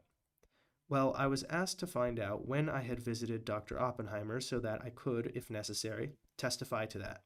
I made some searching of my own memory. I could establish a date of the 1st of August when I met Dr. Teller for a summer vacation, and I calculated back that sometime in the early 20s of July, I had been at Dr. Oppenheimer's ranch. I furthermore knew the hotel in which I stayed the night after, and I made sure that I could find out from the hotel register what day we had stayed there, if need be, but they were reluctant to do this because it was some 12 years back. Then, before I had any chance to go further into this, I was told that it was the 24th of July. You mean that the hotel register was the 24th of July? The hotel register was not searched, but an independent search. There were other events which took place during my visit, namely Dr. Oppenheimer was kicked by a horse. It was possible to establish that date. And you remember that you were there. I remembered that. So when you said a friend of Dr. Oppenheimer supplied the date, what you meant was that a friend of Dr. Oppenheimer told you what date it was the horse kicked him. Right. I think I may have phrased a question ineptly in relation to your speeches and your articles in early 1950. In answer to a question of mine, did you say that those statements and articles opposed work on the H-bomb program? No, they did not. They only deplored that such a thing would be made, and they expressed the hope that we would never use it. The statement said that we were hoping that the United States would never use the H-bomb until it was used against us first. I don't know whether that is a good scheme. I think it should be understood as a desperate attempt to reconcile an accomplished fact of the H-bomb program, which we did not want to oppose with our deeply troubled conscience. May I identify for the record, in case the board should wish to refer to this article, so we are sure that we are all talking about the same thing. I have reference to a press release which was reported in the New York Times, Sunday, February 5th, 1950, and I have reference to an article that was published in the April issue of 1950 of Scientific American, and a reprint of that article which appeared in the April issue of the same year in the Bulletin of Atomic Sciences. Do you want to show them to the witness, Mr. Marks? Yes, I think that would be a good idea. Yes, I remember these. I might say, Mr. Chairman, I think those are articles in the file that you have before you. The Scientific American article is in the file. Mr. Silverman has suggested that he recalls some reference earlier in the proceeding to a patent that was mentioned relating to thermonuclear devices in which you and Dr. Teller and Dr. Oppenheimer were all involved. Do you have any recollection of that? I'm sorry, I don't. That's all. Then recross examination by Mr. Robb. Doctor, I suppose it is a truism that you don't have ideas about things like thermonuclear weapons on the atomic weapons without working on them. That is certainly true. And you recall, and you really can't tell whether they will work without experiment, can you? You can tell pretty well by purely theoretical investigations. But in the last analysis, you have to try them out. I think it's a matter of record that the General Advisory Committee has always been strongly recommending tests on atomic weapons. Yes, sir. Doctor, I am a little bit confused about the two periods we have been talking about. One was between the spring of 1946 and I think January 1950, is that right? Yes, sir. I'm not entirely clear as to just what was going on during that period at Los Alamos in respect to the thermonuclear. I don't mean the technical details, but who was working on it at Los Alamos, and how much work were they doing? Could you help us on that? I will try. It was definitely a matter of very minor priority. It was carried on, that is, one line of work was carried on mainly by summer consultants, particularly by Dr. Nordheim. Another line of work was proposed by Dr. Teller. I don't remember exactly when, but it was probably about in 1948. I'm not sure. That was worked out quite actively. I would say some 20% or so of the work of the theoretical division went into that from then on. I find in the file here some notation, which I can't vouch for, but perhaps you can tell me whether it is right or not. Quote, that during that period from the spring of 1946 until January 1950, the work being done at Los Alamos on the thermonuclear was being done by Dr. Richtmeier, who worked for approximately 8 months on the problem. End quote. Yes. Dr. Nordheim, who worked approximately a month, and Dr. Teller, who worked approximately 2 months, and in addition, there were perhaps 2 or 3 computers who worked for a full year. Would that sound about right to you? This would sound about right for the one development that I spoke of, which I said was done by summer consultants. I would have thought from my recollection that Dr. Nordheim had worked on it more than that. But on the other hand, it is true that Dr. Richtmeier worked on it. I think this is a fairly good description of what went on this one development. The other development... Would you wait just a moment? I'm told I cannot ask you the question. Go ahead. The other development, I'm perfectly prepared to later on after we finish the unclassified part to answer classified questions. We are trying to stay unclassified, and it is quite easy with me, because I don't know much about this technical part of it. Yes, sir. The other development which I talked about, which I called the minor application of thermonuclear principles, was really one of the functions of the theoretical division. That is, of the division which generally was in charge of doing the thing, the theoretical thinking, before matters were put into the development stage. Thus, as far as I remember, I was supported by the GAC. On this, I gave the figure which I mentioned before of about 20%. I know of two people who worked on this, Dr. Langmeyer and Dr. Rosenbluth. Was that at Los Alamos? Yes, at Los Alamos. How long did they work on it? To the best of my recollection, about a year before the fall of 1949. However, I may be wrong. That would be from the fall of 1948 to the fall of 1949. Yes, this may be about right. I'm afraid I don't remember it in all detail. So you would add those two gentlemen and their period of work to the names in the periods I read you. Not only that, but there were several others of less standing involved in this. And I should mention that these two, apart from Dr. Richtmeier and apart from the head of the theoretical division, are probably the most able members of the theoretical division.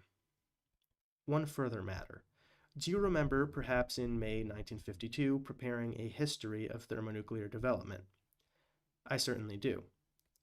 For whom did you prepare that? I prepared it for Mr. Dean, who was then the chairman of the Atomic Energy Commission. However, not on his request, but rather to state the history as I saw it, and as most people at Los Alamos saw it. At whose request did you prepare it? At my own. Did Dr. Oppenheimer discuss it with you? No. He did not talk with you at all about it? No. That is all. Thank you. May I ask a couple of more questions? Yes. I would like to be sure, Dr. Bethe, that I understand the sense in which you made the statement about which the chairman has also questioned you. I believe that the motivation you had in going back to work in the summer of 1950 on the thermonuclear problem was the hope that you could prove it would not work. Did you mean that you hoped you could prove by argument that it would not work, or that you could discover it as a law of nature in the sense of the theory of relativity or another scientific theory, that it was impossible? Hardly quite as conclusively as the theory of relativity, but rather that I could make an argument that the methods that we could conceive of for such development would all not work, that there were laws of nature which doomed such an attempt for failure. Would that process which you now describe of work on which you launched have been an indispensable part of discovering what would work? I think so, yes. I don't know whether it was indispensable because Teller dispensed with it. Teller was able to make his invention without having had a conclusive discussion of all the possibilities. That is all. Thank you very much, Dr. Bethe. Witness excused. We will now take a recess. Then there's a brief recess. All right, so Dr. Bethe has been excused, and they're taking a recess. So, yeah, interesting stuff once again. I'm just going to take another drink of water.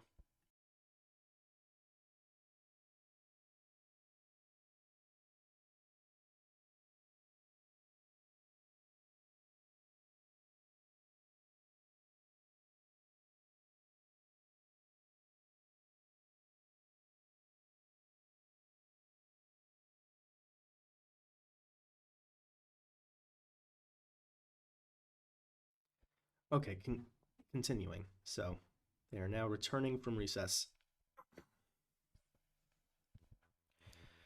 Dr. Bethe, we have asked you to come back to clear up something for the record which I think needs to be done. Mr. Robb will do it very quickly. So Dr. Hans Bethe resumed the stand as a witness, having previously been duly sworn, was examined, and testified further as follows. Doctor, I revert to your talk about the report you prepared in May 1952. Yes. I asked you if you talked with Dr. Oppenheimer before you prepared it, and you said that you didn't, and I accepted that, of course. Yes. I find after you left the room in the file a letter which is marked top secret, but I want to show it to you. It is addressed by you to Dr. Oppenheimer on May 28, 1952, and apparently attached to a copy of your report to Mr. Dean dated May 23, 1953. Just so there be no misunderstanding in the record, I want you to look at this and give any comment you may have. This seems to say that we did talk about it. As far as I remember, it was merely that I reported to him that I was writing such a document. It was certainly not initiated by him, and the contents that should be in it were not discussed with him. And you sent him a copy of the report. I did. Mr. Classification Officer, if I get into something here, will you please stop me? I notice you refer to a visit to Griggs. Who was Griggs? Mr. Griggs was the chief scientist to the Air Forces. What was that visit about? You say, quote, yesterday morning I visited Griggs, end quote. That was apparently May 27.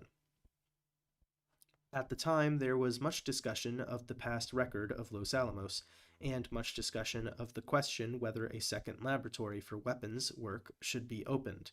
It seemed to me that some rather false information was current with some people, particularly in the Air Forces, and one of the persons whom I knew to be an exponent of this section of Air Force opinion was Dr. Griggs.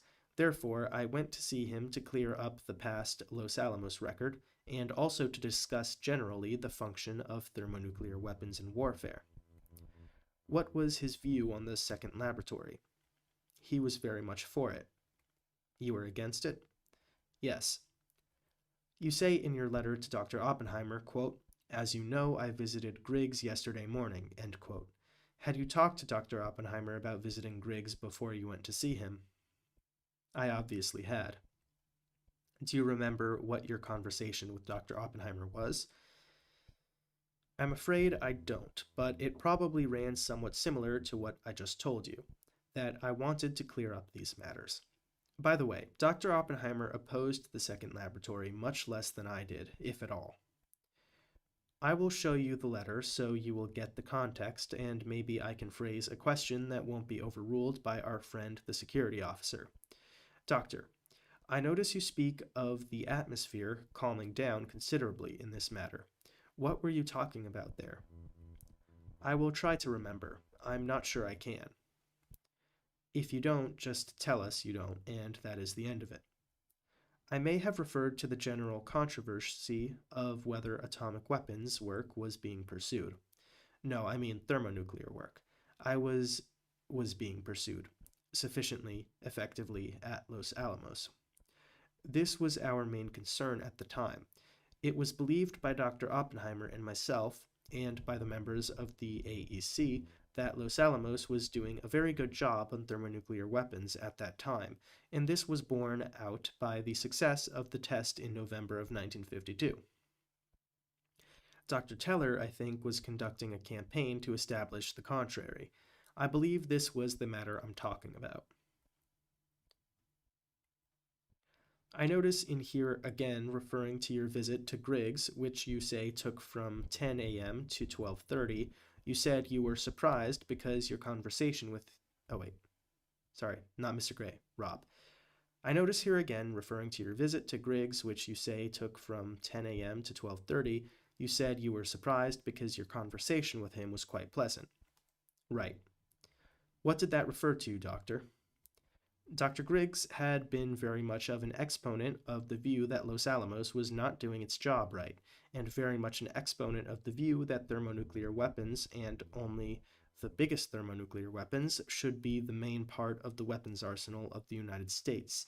I had very much disagreed with this, with both of these points, and so I expected that we would have really a very unpleasant fight on this matter. We didn't. I see you mention in the first paragraph of your letter, quote, very peaceable and enjoyable dinner with Dr. Oppenheimer, end quote, and the talk you had with him. Had you discussed with him at that dinner your forthcoming visit to Griggs? I don't know whether this was discussed at the dinner or otherwise. That was up at Princeton, wasn't it? I remember the dinner was here in Washington during the meeting of the American Physical Society. I may be wrong. That is all. Thank you, Doctor. And then Mr. Marks has more questions. Dr. Bethe, what kind of a second laboratory did Griggs favor?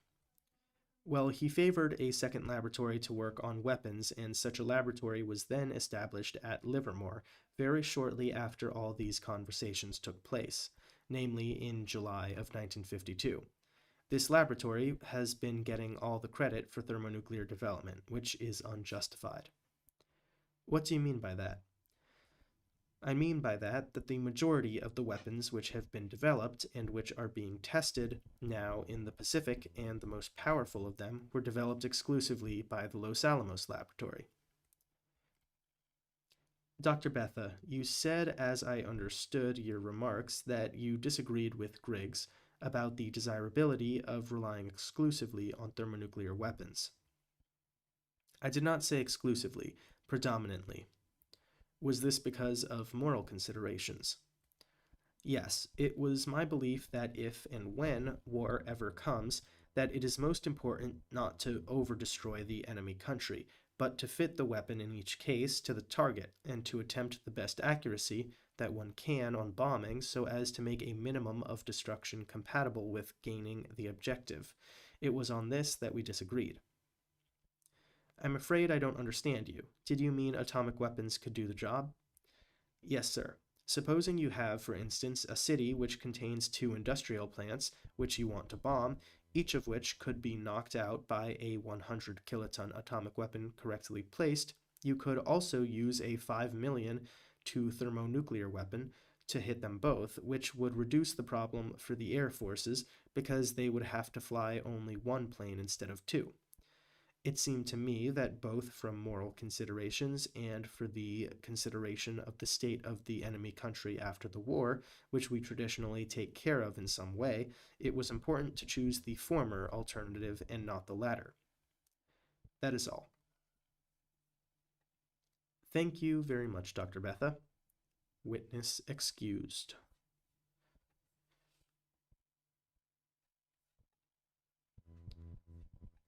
All right, and then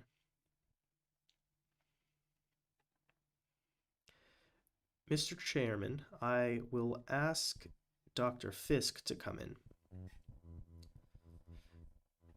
Okay, so this is the next witness. This is going to be Dr. Fisk. Just got to move some things around here in my slideshow presentation.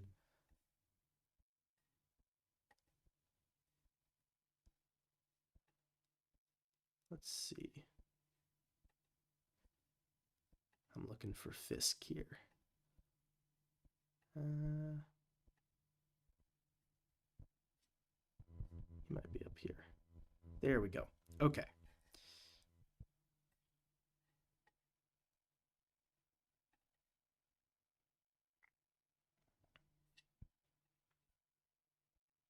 Okay, Mr. Chairman, I will ask Dr. Fisk to come in.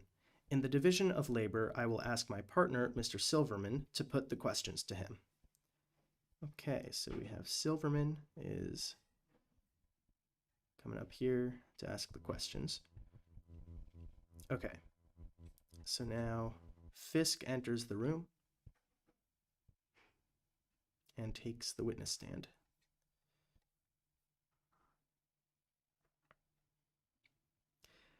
May I have your initials? James B. Fisk, F-I-S-K.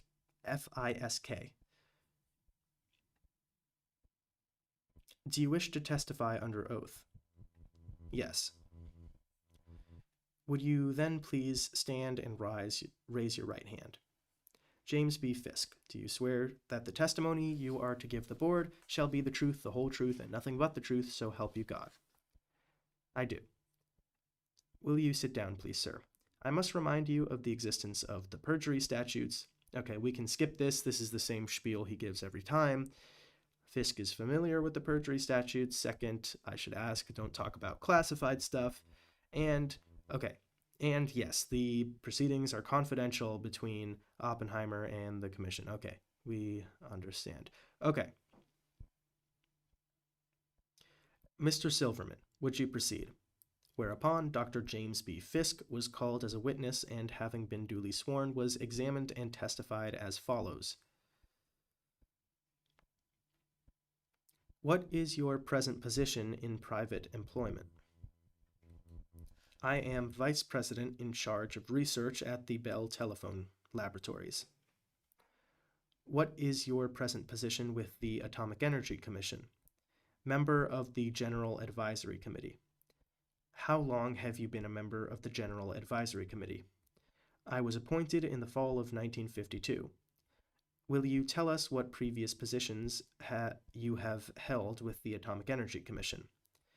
From February 1st, 1947 until September 1948, I was Director of the Division of Research of the Atomic Energy Commission.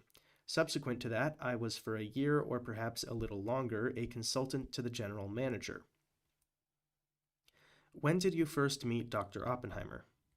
The first time I met Dr. Oppenheimer in any other than a very casual way was in January 1947.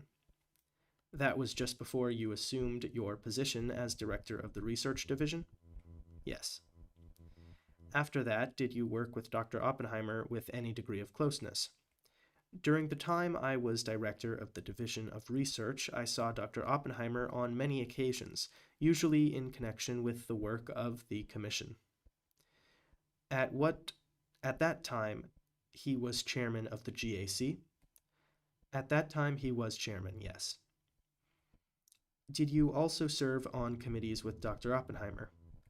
Subsequently to that time, I have been on the Science Advisory Committee in the Office of Defense Mobilization, of which he was an initial member, and on various committees, such as visiting committees to Harvard University and things of that sort. What was the visiting committee to Harvard University? Physics Department. In fact, those are the only two that I should cite. You mean the Science Advisory Committee and the Visiting Committee to Harvard? Yes. What is the period of your joint service on the Science Advisory Committee as far as you can recall? I should say the overlap was a matter of something under a year, approximately a year, I would say. When was that? Quite recently. Do you recall about the time that you assumed your position as Director of the Division of Research in the early part of 1947? There was discussion about what to do about Los Alamos.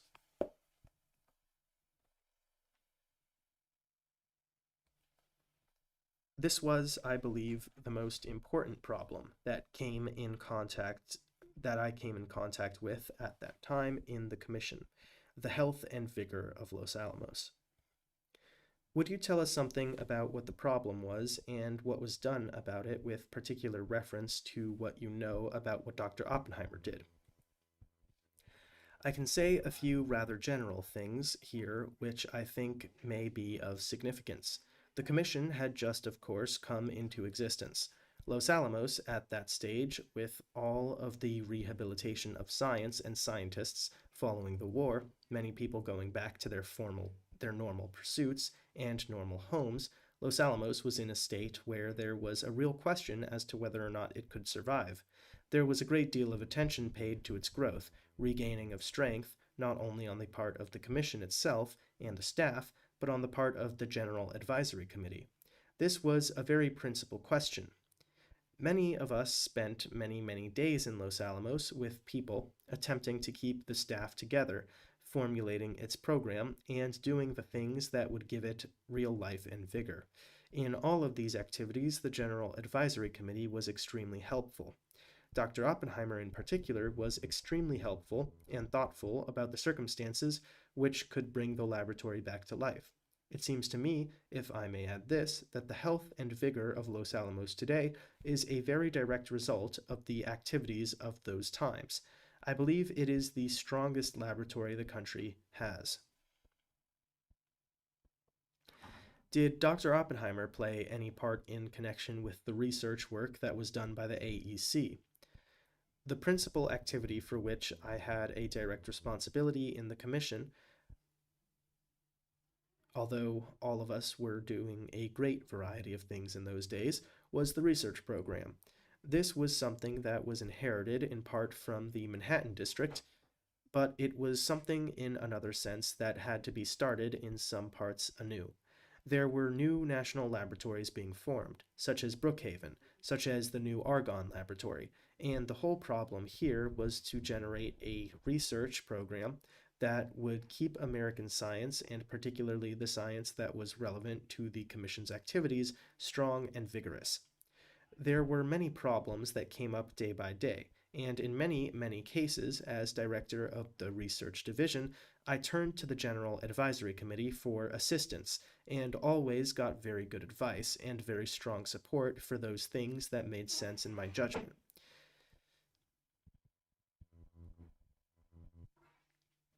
Did Dr. Oppenheimer play a role in this advice and assistance that you got from the GAC?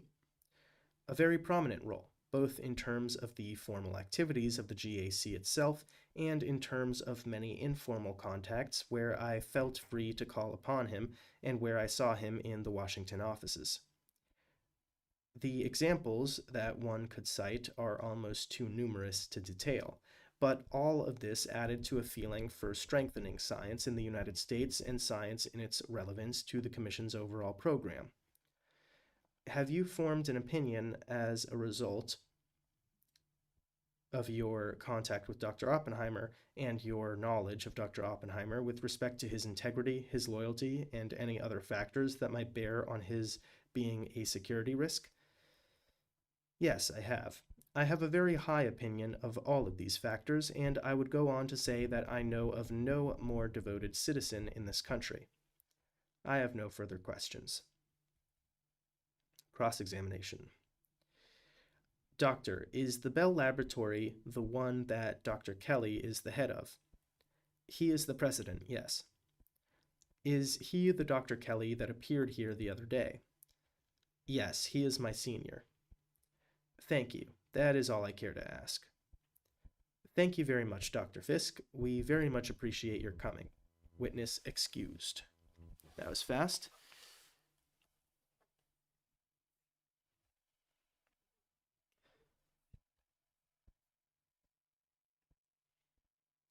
Mr. Chairman, I would like to ask General Osborn to testify next, because I think we can get through with him this afternoon.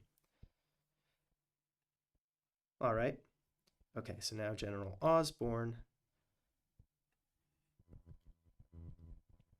enters the room and takes the witness stand.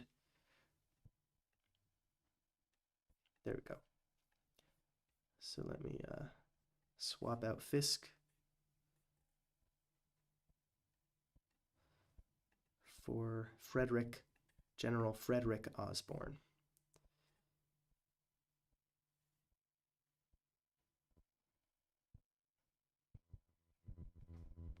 And also Silverman is going back to being quiet. Okay.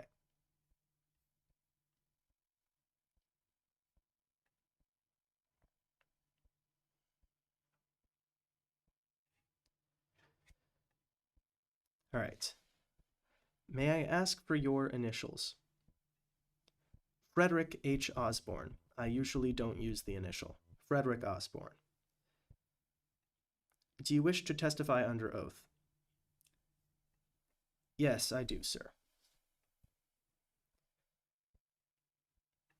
Would you be good enough to stand and raise your right hand? Frederick Osborn, do you swear that the testimony you are to give the board will be the truth, the whole truth, and nothing but the truth, so help you God? Oh, wait, that was him. I do. You know the routine by now. So, okay, blah, blah, blah. Remember perjury, remember confidential stuff, and remember keep this proceeding secret. Okay.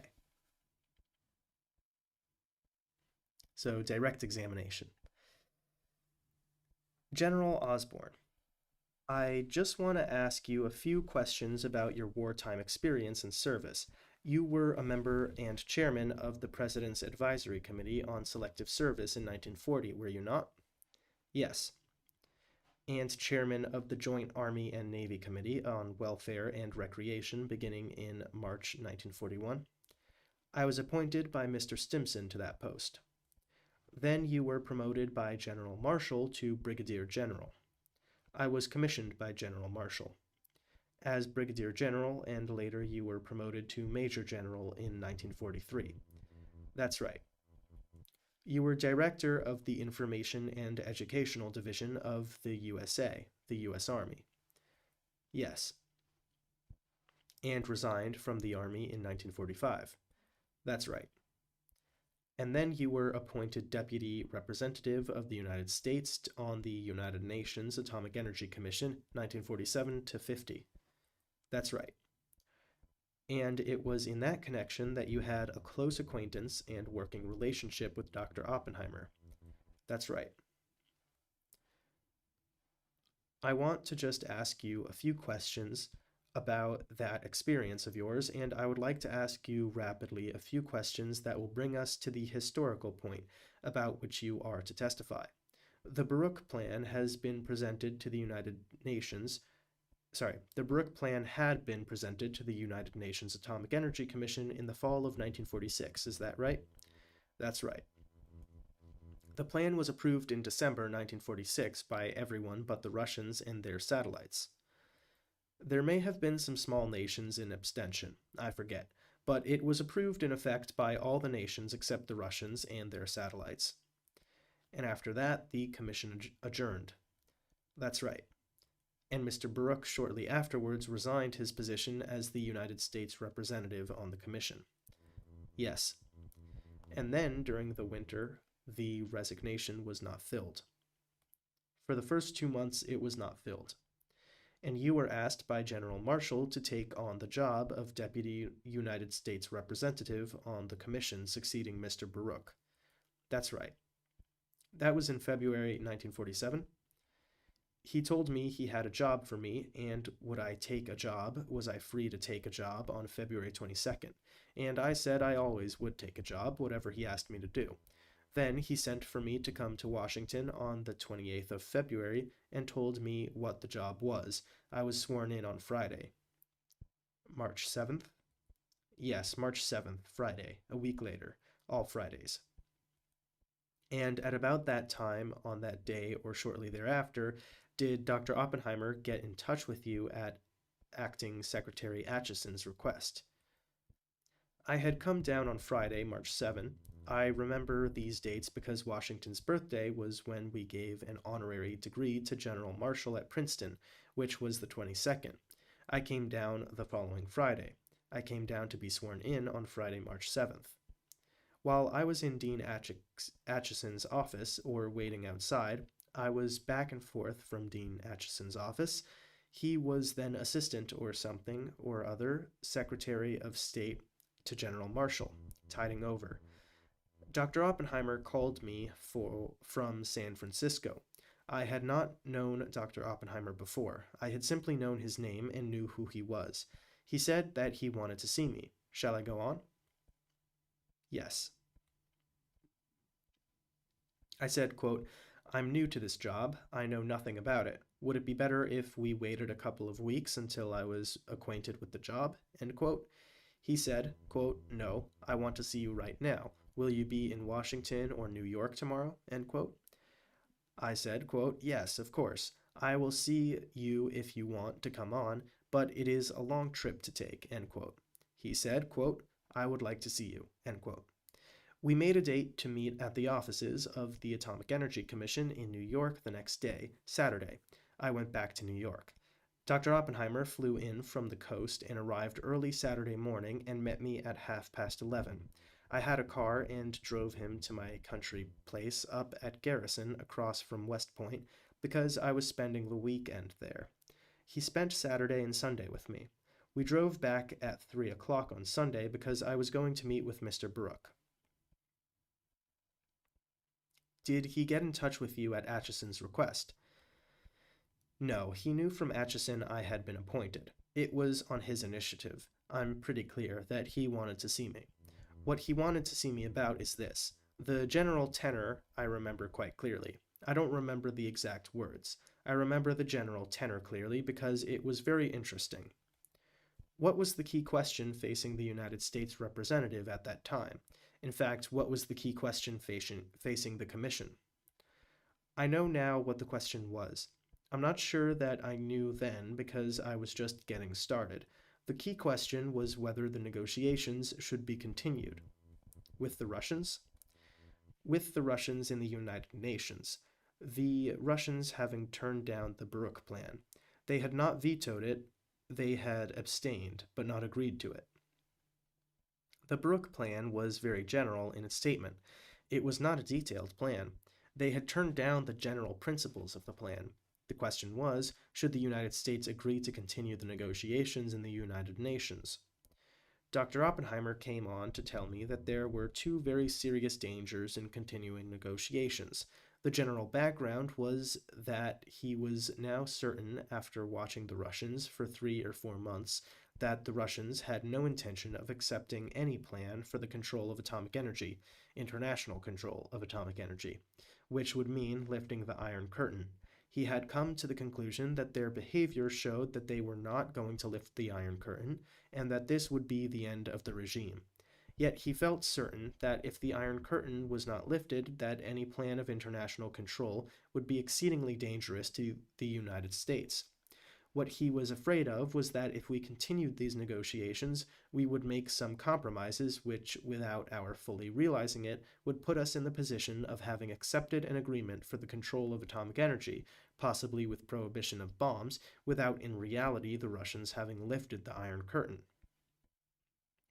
There would be some system where we would accept compromises, which would put the United States in a very dangerous position of not really knowing what was going on in Russia, whereas the Russians would know all about what was going on here. This was the first danger he foresaw, and he talked about this. This was the purpose of his trip. He also felt that this continuation of negotiations was something that the Russians would be glad to use the United Nations as a medium for propaganda, and this propaganda they could use against us, and it would be just as effective as any propaganda we would get by insisting on the Baruch Plan. So he was for discontinuing the negotiations. Then you consulted representatives of the French. I went back to New York, and I saw McNaughton, the Canadian representative, a very able man, and Dugan, the British representative, and Parodi, the head of the French delegation. What was their attitude? They all felt very strongly that the negotiations should continue. They said they really had not a good look at the Baruch Plan. They had not taken much part in drawing it. They did not know what it would look like if it was put in more detail, in a more detailed form.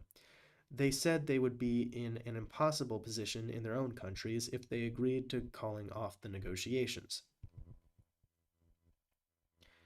Senator Austin told me that he had been called to Washington to attend a meeting of the President's Executive Committee on the Regulation of Armaments, which was commonly called RAC, composed of Patterson, Forstall, Lilienthal, Atchison, possibly Lovett. I think Lovett was not present at the meeting. I know he was not present at the meeting, and I am not sure whether he was still Secretary for Air. I guess he wasn't. Anyway, it was composed of Patterson, Forstall, Lilienthal, and Atchison.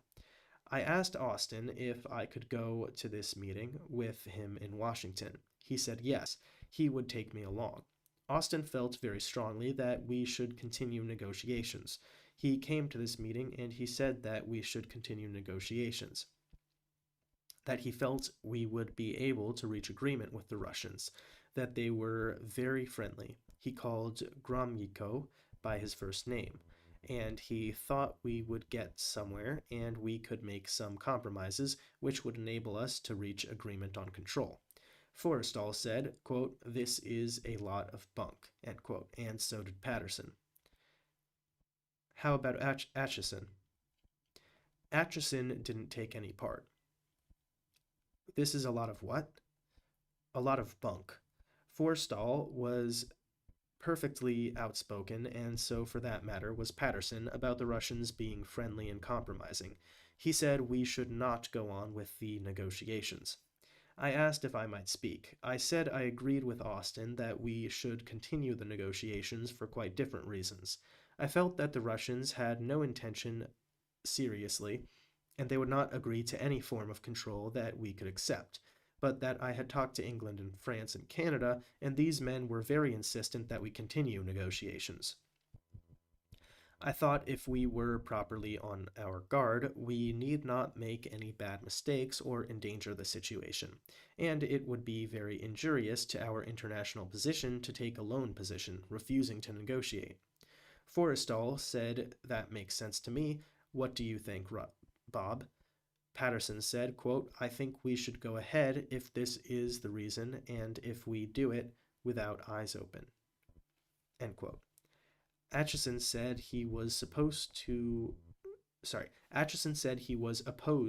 our going ahead. Lilienthal said that he agreed. Atchison said, quote, "If you feel this way, it's all right for me to go ahead," end quote. So the next time I saw Dr. Oppenheimer, I forget when it was, fairly soon, I told him I had a part in this decision to go ahead, notwithstanding his advice. I told him the reasons. He said, quote, "Well, I had information which he had not taken into account, that he had not talked to any of the representatives of the other countries, naturally," end quote. He said, quote, "I was the boss of this situation, and if this was the decision, this was the decision. He would go along with it, and I could count on him for any help I felt he could give us," end quote. I then asked Dean Atchison if I might appoint a committee of consultants. I think it was on quite an informal basis, simply consultants who would meet with me in New York when I felt I needed their advice. On that committee, I asked to serve Dr. Oppenheimer, Kim Conant, General Groves, Bacher, Dr. Tallman, who died a year later, and I think Lincoln Gordon. Chester Barnett? Yes. And General Farrell? Yes. And Lincoln Gordon was on it. He had been on Baruch's staff. He was a professor at Yale or Harvard, and I think he was on it for a while. This committee was wonderful, and also the attention and interest they gave it. Oppenheimer and Conant said that any time we needed them, they would drop anything they were doing and would come on for consultation. When we were coming close to a decision as to what detailed agreement we would reach in regard to the Baruch plan, because this was what we were working on, I always consulted this committee. While I don't remember particular things that were said at committee meetings, Dr. Oppenheimer's position consistently through the first year when we were redrafting the Baruch plan was that we must be very careful not to give up anything. If we lost the proposal in the Baruch plan, which had already been too much weakened, the original proposal of the Atchison-Lilienthal plan that there must be international ownership and management of these plans, if we lost this, we would begin to get in an increasingly weakened position, and he would be very scared of it. So I think we strengthened the position that had already been weakened. It had already gone to the question of whether there should be inspection being left a little indefinite. I think we strengthened it under Dr. Oppenheimer's urging and that of other members of the committee. And yeah, this is also an interesting thing about the control of nuclear weapons. It's still a problem that we're facing today. I mean, the US-Iran deal, which I think has been on again, off again, has been a major subject of controversy because how do you confirm that the other country isn't building nuclear weapons? That was very hard to know with the USSR. The USSR wouldn't want to let inspectors in as much as possible. And so it was very hard to make an agreement in that vein. And the same is true today with countries like Iran, where they are resistant to having inspectors. And so you have this sort of shaky, tenuous nuclear deal between the US and Iran. But, you know, the situation is a little different today, too, because back then, there were no satellites in space, uh, artificial satellites, that is to say. The first artificial satellite was Sputnik 1, launched in 1957, I believe. And so that means that if you didn't allow inspectors to go into the country, there was no way to tell whether or not they had nuclear weapons, barring like some espionage. And nowadays, we have satellites that can take pretty good images with pretty decent resolution, and so we can tell if a country is following a treaty or not. And I just noticed that my computer is not actually plugged in. It's plugged in, but for some reason the outlet isn't actually doing anything. Let's see if that fixes it. Okay, good. It's at 27%. It needs to be plugged in. OBS takes a lot of power to run, but anyway, okay. I'm gonna take a drink of water and then I'll continue.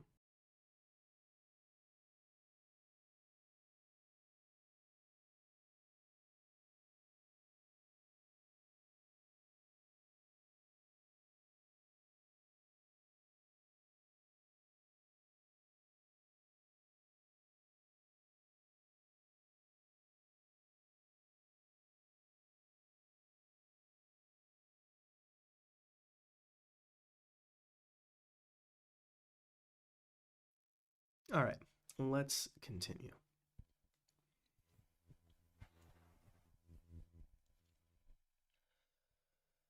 Okay.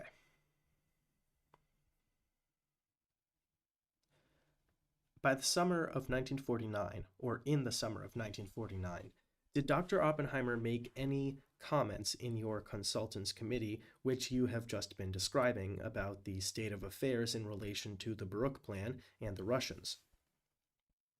By the summer of 1949, we went to the General Assembly in Paris with quite a well-completed, detailed outline of the Baruch Plan, still called the Baruch Plan, if you want, but it was the United Nations plan by this time, and under instructions of General Marshall, very specific and written, that we would try to call off the negotiations, and if we could not call them off entirely, that they should be put in the hands of the six sponsoring powers so it would not any longer be done in public, and these ridiculous meetings, which the Russians were using wholly for propaganda by this time, would not be held. We were successful to have the negotiations transferred to the so-called six sponsoring powers who originally sponsored the setting up of a commission. During 1949, we held occasional meetings of the sponsoring powers. I had my committee and the individual members of it in from time to time. The only thing that I remember about this year, which was very indecisive, nothing much happened, was that Dr. Oppenheimer by this time said that we had made so much atomic material that it would no longer be safe to distribute it under the Baruch Plan. It would put too much atomic material in countries other than the United States. He felt very strongly that this thing, even the Baruch Plan, was no longer safe, because the Baruch Plan was made for immediate acceptance at the time when there was almost no atomic material around. By 1949, we had a good deal of it. This I remember very distinctly, and would be borne out by the records of my consulting committee, I'm sure. From these contacts with Dr. Oppenheimer during these 2 years, 3 years actually, did you form an impression of his character and his quality as an American citizen? I formed the impression of a man most consistent and determined in his desire to protect the United States against what he considered a very dangerous situation, a great number of dangers in these negotiations, and willing to take infinite pains to see that we didn't fall into any of these traps. Hence, I considered him a man of real patriotism and very consistent character and great loyalty, because after all, the very first thing I did, knowing nothing about the situation, when 2 weeks after he had taken the trouble to fly out from California, I had gone against his advice without telling him what I was doing. This made no difference. He just stuck at what he considered his job of seeing that we didn't fall into any pitfalls on this thing. By going against his advice, you have reference to your testimony that after consulting with the British, French, and Canadians, you favored continuing negotiations with the Russians. Yes, he remained intensely loyal. It has always struck me. I have been in a good many jobs, and this is not always the case when you cross a man at the beginning. That is all. And yeah, that is a good testimonial right there that shows that, Oppenheimer was able to keep his ego in check, uh, in that he wasn't like, storming off, like, oh, you're not going to listen to me, screw you, I'm out. Like I think probably Teller was more apt to do, right? So uh, that very much impressed Osborn here. And so he's like, look, he remained loyal even when he disagreed, which suggests that in other situations, like the bomb project, even though he disagreed at first, it would make sense that once the course of action was decided, that he would be loyal to that course of action. So yeah, this is some good sort of character witness testimony right here. But yeah. Anyway, cross-examination.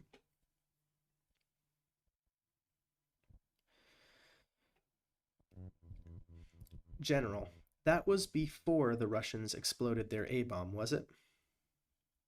Yes, all of this was before. I think they didn't explode their A-bomb until 1950. Yes, 1949. 1949, I beg your pardon. Was it December of 1949? September. September. I don't remember any activity on the part of the consulting powers after that time. We had really stopped meeting. I was on part-time then.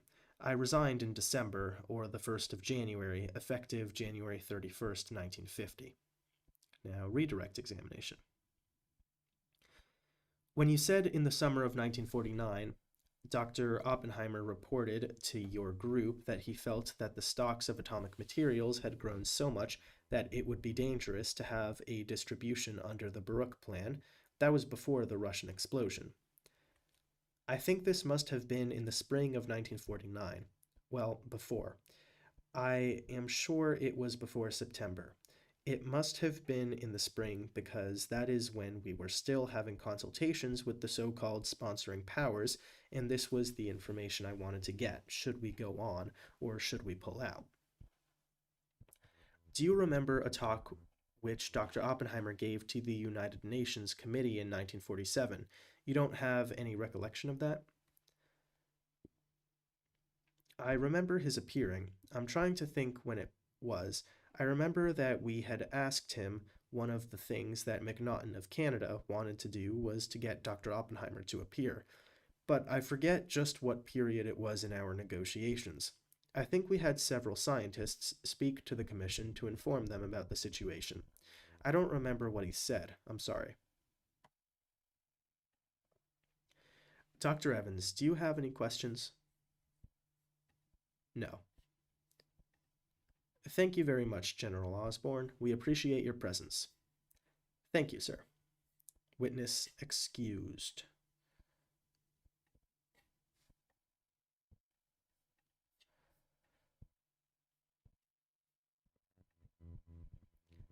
Mr. Chairman, might I take 1 minute on the record?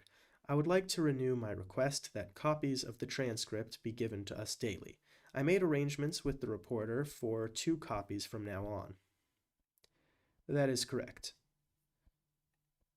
The point I would like to make is this. It is very, very difficult for us to work on these transcripts in the anteroom outside. I spent the Easter weekend in there, and it is not easy for us to work outside of our offices on these things, as you can well understand. I really don't know what this problem about classification is, but it does seem to me that we should be in the position every day to have transcripts and to have them so counsel might take them out of the building and work on them, because it is very, very difficult for us here. May I say that I and the classification officer also worked this weekend to try to get these transcripts reviewed. I think we are in a position to give you volumes 1 and 3 tonight. Some of the other volumes are creating some problems. We find we may, in order to eliminate any need for a classification stamp, have to scissor or remove a sentence or two, or a paragraph or two, of course with the knowledge of counsel. I think this might aid us in getting the review completed more quickly. I would rather take something that had some scissor holes in it if I could take it out of the building, assuming I could know what the scissor holes consisted of. Our problem is that so many other agencies have been mentioned in this proceeding. Although everyone has attempted to refrain from discussing restricted data, information having interest to other agencies and a programmatic interest has come up in the record, which we feel is necessary to examine quite carefully. We will attempt to scissor these transcripts and see if we can't move them a little more quickly. But as of tonight, I think we can only assure you volumes 1 and 3, and by working tonight, perhaps tomorrow, we can assure you other transcripts. I'm sure you have been working hard on it. Aren't these references to other agencies chiefly in Dr. Oppenheimer's direct testimony? Of course, General Grove's testimony, Mr. Dean's testimony this morning also had certain items. I don't have the transcript in front of me, Mr. Garrison. We have, of course, provided a man here so that you can work at any hour that you want to. You are aware of that, of course. Yes, I appreciated Mr. Williams being here all day yesterday. I brought him lunch in a bag. I might say that I have felt the same difficulty because I have to come down to the safe to look at anything. I can't take anything home with me. Frankly, I have not had time to read the transcript. May we take out of the building the Pash and Lansdale interviews? They are marked unrestricted. It is all right with me. It is not a part of the record yet. I see no objection. We were going to try to agree on that. It is kind of late now. Do you think we should do it this afternoon? That is, on the recording? Yes, I understand. I feel kind of weary. I do too.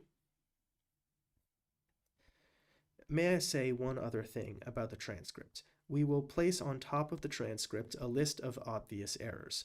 We, of course, have not tried to correct a misspelling unless it is an error of substance. If you see any errors in addition to the ones we have noted, you can tell us. I assume, Mr. Chairman, if counsel can give the board a stipulation of correction of obvious errors in the record, it won't be necessary to take the time of the board during the proceedings. The board would be glad to receive it in that manner. I might say that I think on the whole the reporter has been doing a splendid piece of work. I join in that. If there is nothing further at this time, we will recess until 9:30 in the morning. Whereupon, at 5:15 p.m., a recess was taken to reconvene at 9:30 a.m. Tuesday, April 20th, 1954. All right, so that is the end of the 6th day of hearings. So, yeah, we had 4 witnesses on this 6th day. Some of them went very quickly. Some of them took longer. But yeah, so that's very interesting. So that last part there, of course, Mr. Garrison is still having problems with the classification and declassification of documents and his access to official transcripts. And yeah, that's just a common thing that will just continue, I imagine, until the end of this hearing, because it's supposed to mimic a court proceeding, but it's not supposed to follow every court proceeding thing to the letter, and I imagine that's kind of frustrating for Garrison because, you know, he's a defense attorney, whereas the chairman and Robb, the counsel for the counsel for the board, is more familiar with this because obviously this is their job. They do this all the time. So it makes sense that they're more used to it. But yeah, interesting stuff as always, interesting sort of questions, and that's about it. So thank you all for watching. I hope you enjoyed this episode, and I'll see you next week for Tuesday, April 20th, 1954, which is volume 7 of the Oppenheimer transcripts. Thank you, and see you next time.